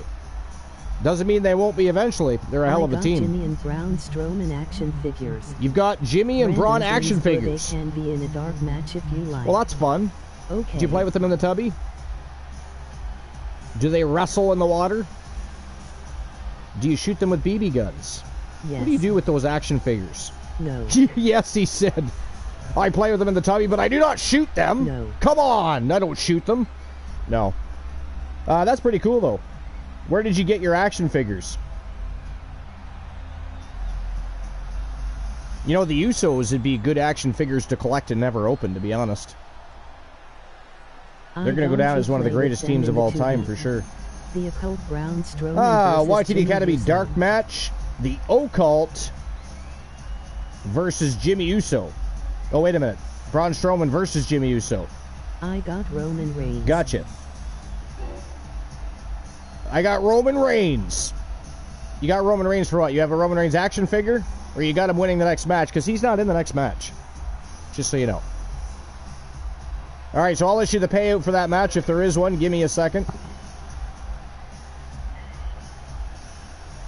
Looks like there was only 510 Archer vs. Bucks on the line. The winner of the match was B. Jackson. Paul Heyman, so 510 Archer vs. Bucks being distributed. Craze in TWA merch. All right, so we're moving on to the next match, and of course we still have 5 more people on the list we have to complete, so we'll get to that in a moment as well. Here we go. Next match of the night, and it is a monstrous challenge for the one Elijah Archer. Yokozuna laying claim. He wants to challenge the one. He wants to take home that Legends Championship. That's the next match of the night. Falls Count Anywhere. The Behemoth. Yokozuna taking on Elijah Archer. Who do you guys think is winning this matchup? Who walks out Legends Champion? Paul Heyman action figure. Now remember, Archer on a historic run right now at that Legends Championship. He has gone through 16 Legends and 15 title defenses, currently looking to secure 17th and 16th. It is incredible. Absolutely incredible. But let's get the betting line open. Don't forget to follow the action in YTD Live. Who walks out Legends Champion? URL Thurcherverse 5. In the co-main event of the evening. Is it going to be Yokozuna or Elijah Archer? I'll give you 5 minutes to make your bets. It is he built like Kevin Owens, but he is fatter. Well, and there we go. Betting lines are open. Sorry, go ahead. I got a halfway full of Boss Apollo. Because there's who I want to win and who I think will win. I want to see Yokozuna pop Archer's insides out his butthole. But I think Archer's going to pull it out. I think he's going to win it. Strife says Paul Heyman action figure just seems odd to us, and Random says it is. He's built like Kevin Owens, but he's fatter. That's weird. Is that true? Is that true? Does the Paul Heyman action figure look like Kevin Owens? Nobody beat Big Dude. Nobody beat Big Dude. Oh, you mean Yokozuna? Well, technically speaking, many people have beaten Yokozuna, but many more people have been squashed by that behemoth. I mean, if I'm Archer, I'm worried about several things, one of them being the bonsai drop. Like I said, squish Archer's insides out his asshole. And just for a history lesson here, just for a little history lesson here, this is not the first time that Yokozuna has faced Elijah Archer. Now, not for the Legends Championship, but they have fought before, and Yokozuna did squash him with the bonsai drop. So, you know, I'm not going to imply anything, because last night I happened to curse poor Alan Severn. I did happen to say that the last time Archer and Severn competed in a ring together, it was Archer challenging the Wolfman during his Legends title run, and Alan Severn whooped his ass. Actually, he didn't whoop his ass. It was a very good matchup, but he beat Archer. He beat Archer. And last night was no different. I'm not going to sit and tell you that Archer walked all over Alan Severn, because last night's matchup was a phenomenal matchup. Archer just happened to come out on top and held on to that legend strap. So Random says Yokozuna's name is Ronnie. It is Yokozuna. How dare you? Somebody AKO Random, please. Blame It on Ethan says, I am back. Fantastic. Welcome back. Welcome to the co-main event of night number 1 of our Fallout from TWA Revolution. By the way, what do you guys think of the changes to WrestleWars Genesis Arena? It's completely different. Ring is different. Actually, the stage is primarily the same, but things were changed up there as well. You see the DWA logo and the Queen of the Hive logo up at the top of the ramp, and of course you've got Finer Than Frogs here and Joe Link down around the barricade and in the ring. But anyways, Variants of Strife says Luger did. Luger did what? Beat Yokozuna. Oh, Luger, yes, Luger did beat Yokozuna, yes. Brahmer couldn't do it. Wolfman's beat him. The family tree is I can't remember for sure, but I think Dex or Poindexter beat him early on. He did, yeah. During one of those. I believe he was still Marty McFly at the time. Yeah. I think he was. I think Marty McFly beat Yokozuna. I'd have to go back and look, but it is definitely an iteration of Dex, you're right. In the family tree, if you watch Most Wanted Treasures, you'll see. Well, I mean, I do know what Yokozuna's name is. I know what family he comes from. I mean, most of us know who Yokozuna is, and he also was not Japanese. He was not Japanese at all. But anyways, all right, so here we go. Co-main event of the evening, it is Yokozuna versus the one, Elijah Archer for the Legends Championship. Let's rock and roll. All right, so let's get back to that list. We have 5 more people on it. 1:14 to get your bets in, by the way. And if you're all betting against Archer, I will ban fucking all of you. I'm just saying. I will ban all of you. How dare you have that kind of disrespect for the one Elijah Archer. All right, so here we go. Number 4. Oh, we already did 5. It was Bobby Lashley. We did 5. We're actually at number 4. We're actually farther along than I thought. How quaint. All right, so number 4 is... Okay, Archer's got a bet for him. Archer's got a bet for him? Yep, Archer's got somebody betting. Let me have a look-see and see what the... So there is 682 Archerverse bucks on the line right now. 30 seconds to get your bets in, you cheap bastards. Let's go. How dare all of you participate. Let's go. Have some fun. Make a bet. Whether it's 10, 100, 1,000. 100% though. Even though there's a 0.3% on Archer. 100%. Down to 98 now. Somebody screwed it up. I still wish. You should have just kept going with the 1 Archerverse buck or 1 buck on Archer. We're now up to a little over 700 Archerverse bucks on the line. Submission is ended. 691 on Yokozuna. A lackluster betting line. 32 on Archer. All right. We only put 1 on Archer. Strife says we put only 1 on Archer. Thank you, Strife. That is appreciative. I put 1 on Archer. 1. A couple people came in and put 10 on him. Screwed everything up. You guys are a bunch of Jaime cheap bastards. All right, so number 4 on the list is AJ Styles. So AJ Styles' second reign with the WWE Championship stems way back until late 2017 when he beat Jinder Mahal for the belt. He would go on to have a number of matches against Samoa Joe, Shinsuke Nakamura, and Rusev before losing the title to Daniel Bryan over a year later. It was incredible that Styles managed to win multiple world titles in his first couple of years in the company, with both his reigns being memorable for different reasons. His second reign was great, though, as it showed how the company had grown to trust AJ as a top guy and being able to main event shows for a whole year. Now, AJ Styles' success really opened the doors and opened people's eyes that people from other promotions could now come in and could be successful. Right? And he's been very successful. Very, very successful.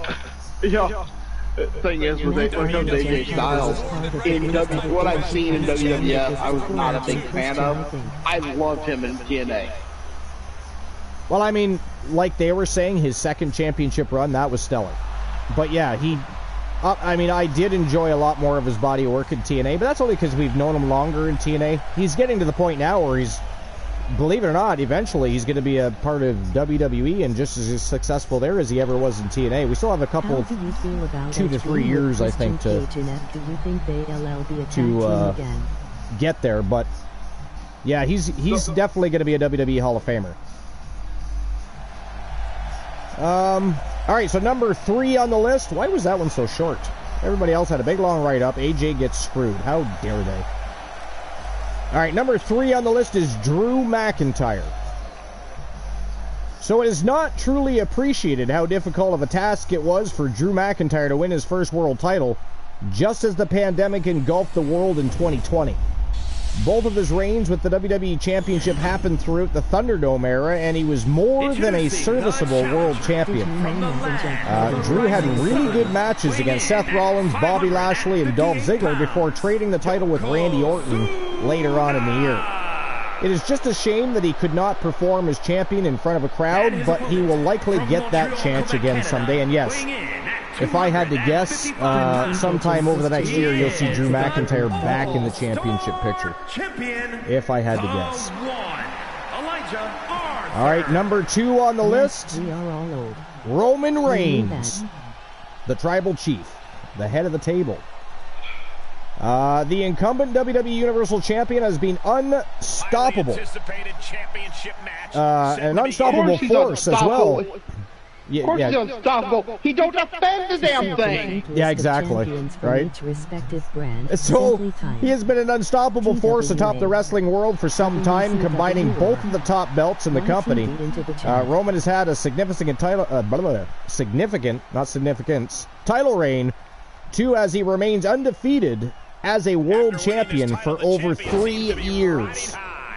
The only knock against Roman Reigns is that his title defenses are relatively sparse. And I think that might be an understatement, but when he does perform, it usually is great. Well, that's the problem, though. That's why, people went from hating Roman Reigns to loving Roman Reigns, and now they're on the fence with him because, like, damn, he's not doing anything with that belt. But he did go from being mid-carder to top of the food chain real quick. Like, that change in persona and gimmick, man, what a genius idea that was. And he has done wonders. He has become one of the top heels of all time, in my opinion. But he's got to do more. Like, they got to do more with it. Otherwise, when he eventually loses the title, nobody's going to care. And people need to care, because if you want to have that trip back to the title, and likely as a babyface, if I had to guess eventually, you need to make them care, and if you want to make them care, you got to be in front of the TV, in front of the crowd, defending the title. You just do. That's just... As of August 30th, he has had 29 title defenses. Since August 30th? Yeah. Or no, as of August 30th. Oh, okay. So in 3 years, he's had 29 title defenses. Yeah, that's not very many. That is not very many. But yeah. All right. Last but not least, number 1 on the list is Daniel Bryan. So the Planet's champion was such a terrific gimmick for Daniel Bryan after he returned to the wrestling world following a 2-year retirement, as he became the most self-righteous version of himself. Bryan defeated AJ Styles for the WWE Championship, ending his opponent's year-long reign and turning heel in the process. His run as the eco-friendly champion will be remembered best for how he played the antagonist to Kofi Mania, putting on one of the all-time great heel performances leading into the show of shows. It is easy to see why he's regarded as one of the best wrestlers ever, and this short but amazing run is evidence of this, and I do agree with that. Daniel Bryan definitely amongst the best wrestlers in the world. I mean, I don't think he's ever been... The thing with Daniel Bryan is I would have liked to have seen him have... Like, okay, his eco-friendly run was considered a heel run, but I never actually saw a heel Daniel Bryan, in my opinion. It was just an antagonist. It was a... I mean, I don't know. I don't know. I would have liked to have seen him have a different gimmick of some sort. You know, be a little edgier. For one time, I think we saw a heel Daniel Bryan. He actually got suspended from the company. Who did? Sorry? And that was Daniel Bryan. That was when he kind of got over, just, I don't know how you'd put it, but got into it too much and got himself in trouble with that whole Nexus attack on the ring and on the announcers and everything, and Daniel Bryan choked the guy out. Float over and do a DDT. The check. I'm trying to remember. That was basically when Nexus invaded Raw. Oh, right. Yeah. And he got into it too much and crossed the line. And got himself into some trouble. Yeah. But that's as close as I can say to a true heel Daniel Bryan that I saw. Because I don't disagree. He is one of the all-time great professional wrestlers. He really is. I just, like, first of all, I never understood the American Dragon thing. I never understood the American... Of all the people to title the American Dragon, that's not one of the people I would have picked. But... Oh, Archer. Oh my God! What the hell? He is being decimated by Yokozuna right now. Whoa! Yokozuna is trying to push Archer. He kicked out. Archer somehow kicked out of that. 2 free-falling body splashes. And he stuck his big, giant rear end right on his chest, and he still kicked out. Yokozuna's a savage beast. Oh my God! High angle back body drop by Yokozuna right on the concrete. Wow. I don't know, guys. Looks like Archer might be in for the fight of his life here. Maybe we're going to see a new champion here. Oh, yeah. Very true, Strife. American Dragon fits because it is an Iron Fist's nickname in Marvel Comics, and Daniel Bryan looks a lot like Danny Rand. I mean, that's terrible. It does fit, with the whole Iron Fist type setup. Yeah, I didn't think about that. Sure, it fits correlated with the comics, but when it comes to pro wrestling, it most certainly does not. But AKO out of nowhere, let's go! Come on, ref, count faster! Yeah! The champ stays the champ. Yeah! 17 legends, 16 title defenses for the one Elijah Archer. Ladies and gentlemen, that is it. That is all. The winner of the match, and still reigning, defending, and undisputed Legends champion, the one Elijah Archer. Woo! Here is your winner. And I take pride in that one because I got to tell you, I thought Yokozuna was winning that. Did anybody else think Yokozuna was winning that? Because I most certainly did. That was crazy. Absolutely crazy. I don't know if they were court for Archer to stop everything coming out. Two bonsai drops, basically. We got 2 words for you. Strife says, random man, if you're not down with that, we got 2 words for you. You want to finish that off? Suck it! Oh, hey, Drek. Yo, Dead Drek. Welcome in, Dead Drek. Drek wants gold, damn it. Actually, Drek was in a match earlier for the Junior Legends Championship. Unfortunately, things didn't go his way. But Drek's one of those guys that never fares well in the multi-man matches. I gotta be honest, he does much better in singles competition. He's an absolute beast in singles competition. So, we're going into the main event, Archer? Random says, suck my dick, Strife, and Strife says, well, if we can find it, we might. What do you mean, find what? Man, can anyone beat Archer, Link says? You have no idea how close. Were you watching that match, Link? He was so close to losing that title right there that it wasn't even funny. No rematch for Yokozuna. No rematch for Yokozuna. Fuck Yokozuna. That was so close. 2 body splashes, and then he lands his big fat ass right on Archer's chest, and somehow the man kicked out. I don't know. It is by my ass. What's by your ass? I saw him get squashed. Yeah, no, it was 3 times. So he got 2 body splashes, Money. And then he basically got a free-falling bonsai drop right to the chest. It was nuts. 2 of those. My dick. There was 2 bonsai drops. Was it 2 bonsai drops? Damn, that's even worse. Damn. Your dick is by your ass? That's weird. That is weird. But okay. I mean, you know, we've seen other humanoids with balls on their knees in life. That's odd placement. Do you remember what movies that's from? I'll let you think about it. Which one? Where the alien has his testicles on his knees. No, I mean in front of it. Not off the top of my head. I don't know. I'll let you think about it. I'll let you think about it.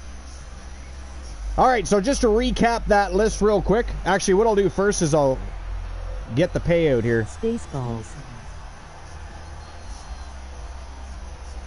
Not that it's a huge payout, you bunch of cheap bastards. All right. So the winner of the match was Elijah Archer. 723 Archerverse bucks being distributed. All right, here we go with the main event of the evening. Might be able to get my car redemption next. And I was going to do a go-home happy match, but Mrs. Archer is on her way home, and I'm not really sure how much time I have. In front of your dick. We shall see. Actually, let me check and see if she messaged me back. Never mind. She did not. Oh, okay. No. I looked it up. You remember now?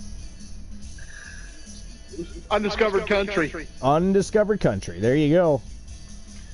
Yeah. Random said, no, I mean in front of it. Stripe says, Spaceballs. Ethan says, time to pay up. I already did. How dare you? Your asshole is in front of your dick. I mean, that's what we said. That was kind of weird. That was weird. Is that the world title on the line? That is the world title on the line. It is a rematch from TWA Revolution. So these 3 gentlemen, who for very good reason saw themselves in the main event picture against Reese the Voice Williams, they had a submission to Iron Gold matchup last night, main event, TWA Revolution. What an epic it was, but it went to a fucking draw. Went to a draw. Well, of course you can't buy in. What do you think this is? AEW? How dare you, Drek? I mean, you can buy in for a different show. I am going to go ahead and jump off here, Archer, and get my stuff started up. Yeah, we'll see you in a few momentos. I was going to do a go-home happy match, but I think we'll save that match up for tomorrow night. Let's go home happy match. But Mrs. Archer's on her way home here shortly, so I would like to, unlike last night, because I mean it was a long show last night. So it was. I don't want to still be running the show when she's home. I want to spend time with her. So, understandably. Yeah. You don't want to be distracted. All right, so there's another World Championship singles match redeemed. I think that's the 4th one. I got to tell you, whether Reese the Voice Williams retains here, Johnny Braddock or JC becomes the new world champion, these guys are going to be busy beavers, whoever walks out with the title tonight, because there are 4 singles matches. They have 4 people waiting in line. That is craziness. Absolute absurd. But it is the most prestigious prize in all of pro wrestling history, so I guess it kind of makes sense. All right, let me get the betting line open. The final one of the evening. Who walks out world champion?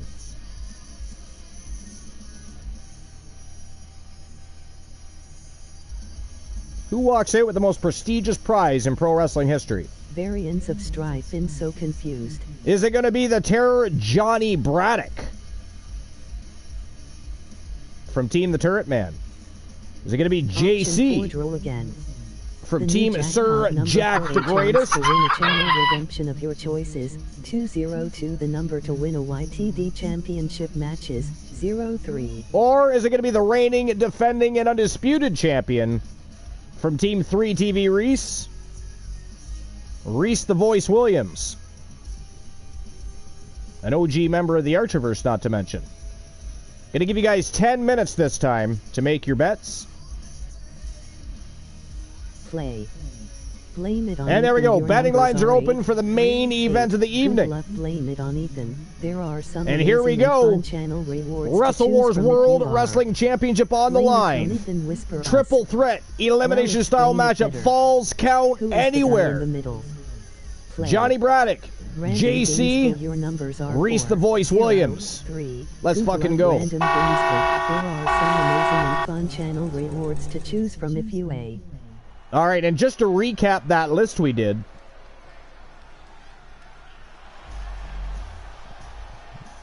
Of course, right now it is frozen. The following contest is a triple threat Falls Count Anywhere match. So you'll have to give me a moment on the recap, because apparently the Sportster.com does not want to work right now. It's being bastardish. The challenger, representing the Coalition from Columbus, Georgia, weighing in at 219 pounds. JC, former multiple-time champion already from Team Sir Jack the Greatest, member of the Coalition. Maybe riding in on some hype here. He just watched his teammate defend his Legends Championship for the 16th time.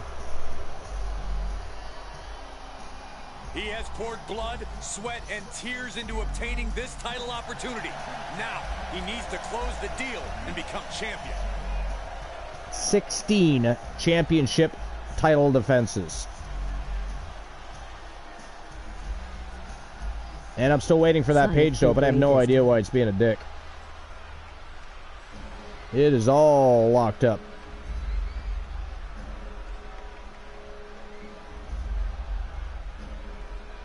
Lovely.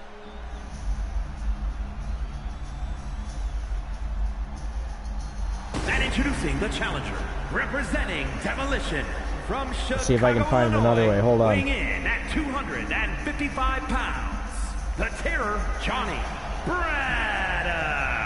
This is a big time There we go. I opened it up a different way. So, it was by the Sportster.com, and it was the 10 most recent WWE champions ranked worst to best.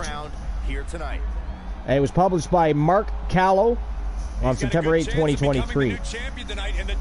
So number 10 was The Miz. Number 9 was Brock Lesnar. Number 8 was Big E. Number 7, Randy Orton. Number 6, Kofi Kingston.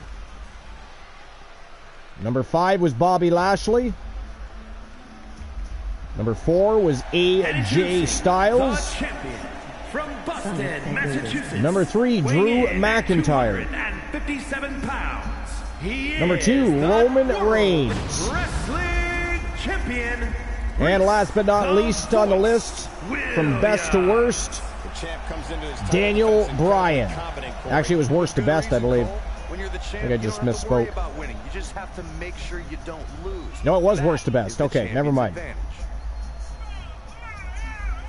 So Daniel Bryan topped the list of worst to best recent WWE champions.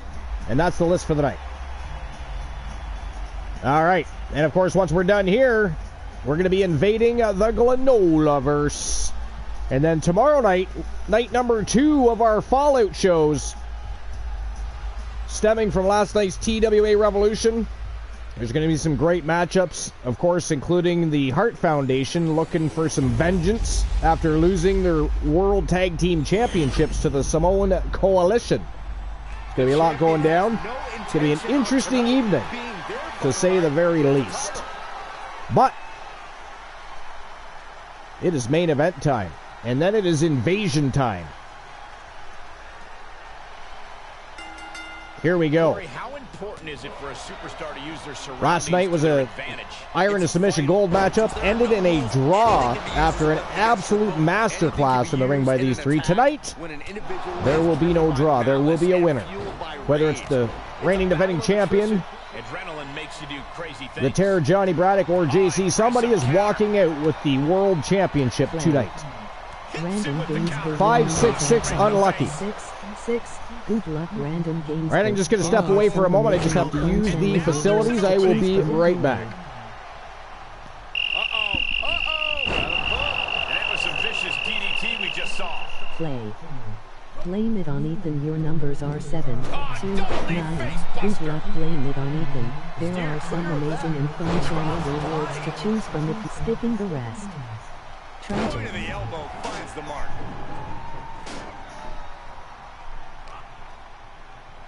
Up into the fireman's carry. Uh-oh.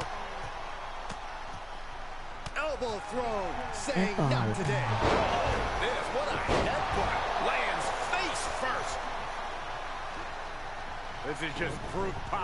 My goodness, absolute dominance. No disqualifications has to benefit a certain type of superstar more than others, doesn't it, Corey? Good luck, random games, but there are some amazing and fun channel rewards to choose from skipping the rest. Faster and better. Bro. Using the rules to your advantage doesn't make you the villain here. From behind. Play. Random games, but your numbers are 9, 5, 1. Good luck, random games, but there are some amazing and fun channel rewards to choose from if you being shown whatsoever with those stomps.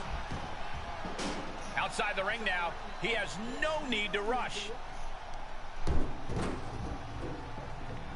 And oh, that hurt.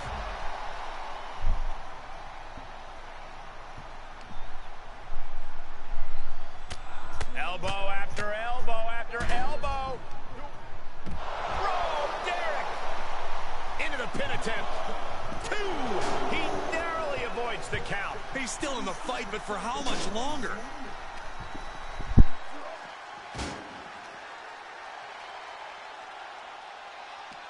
You get to.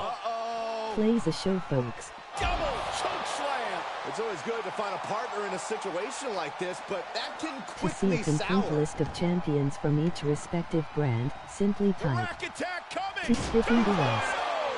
Because there are 2 different lottos to win. Into the count. Play. 2 count. Random games, but your numbers are 1, At this 8, point in the 4. match, that could have gone Good either luck, way. random games, but there are some amazing and Clearly fun hoping channel something rewards to choose nefarious from is if you beneath the are ring.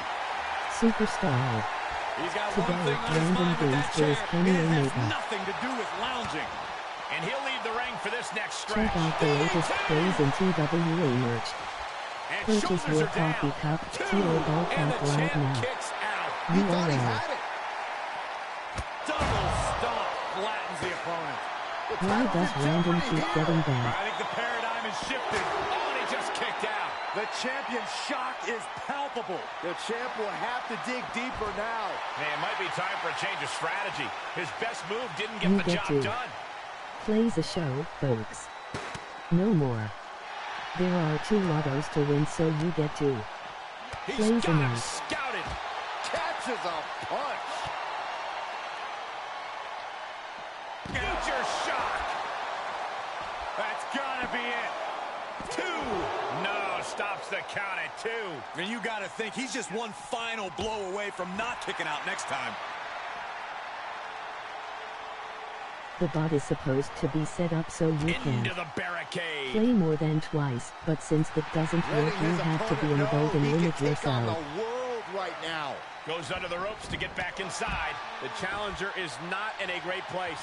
I was pumped when I saw this match on tonight's card, but so far this Falls Count Anywhere match has exceeded all of my expectations.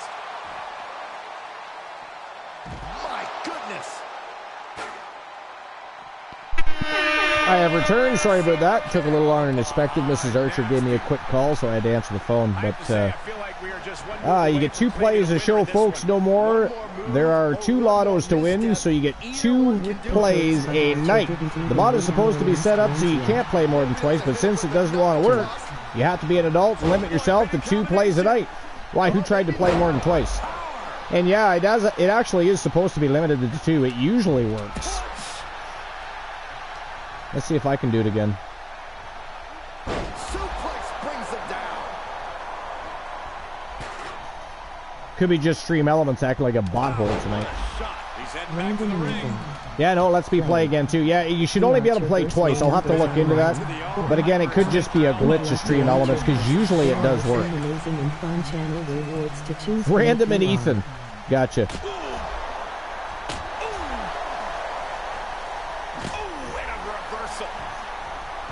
Gotcha. By the way, 729 unlucky, 664 unlucky, 566 unlucky, 403 unlucky, 838 unlucky, and 945 also unlucky. Surprised that this triple threat match is still going on, Cole. I bet Saxton this would have been over by now. Now, who was it that got close to the 079?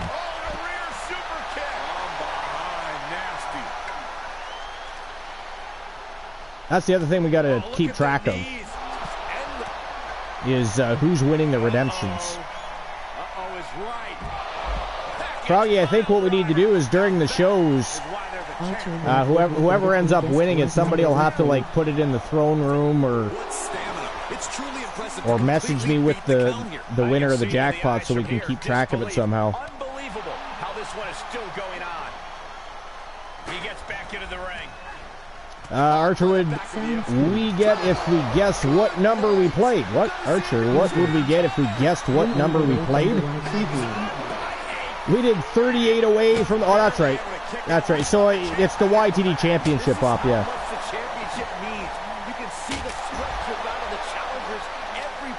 Because Glenola did have it, and then you took him out of the running. That is correct. It's unreal. The decibel level in here right now is breaking glass. These fans are on fire. All right. So far, a very entertaining battle by these three villains. As it was last night, just it ended in a draw. We couldn't have that. Had to run that puppy back. If I say 777.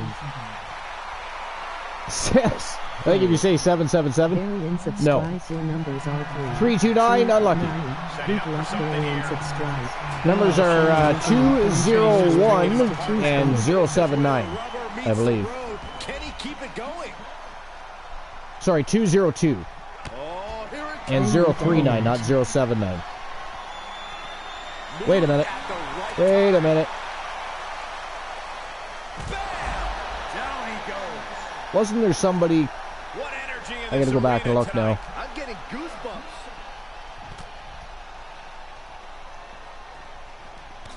No, never mind. I thought somebody came close, but no, the last person to come close was Strife. It was Glenola first, then Strife. I was just making sure. Well, yeah, as long as nobody beats you before the end of the show, then you get your YTD Championship up, of course. Oh, of course.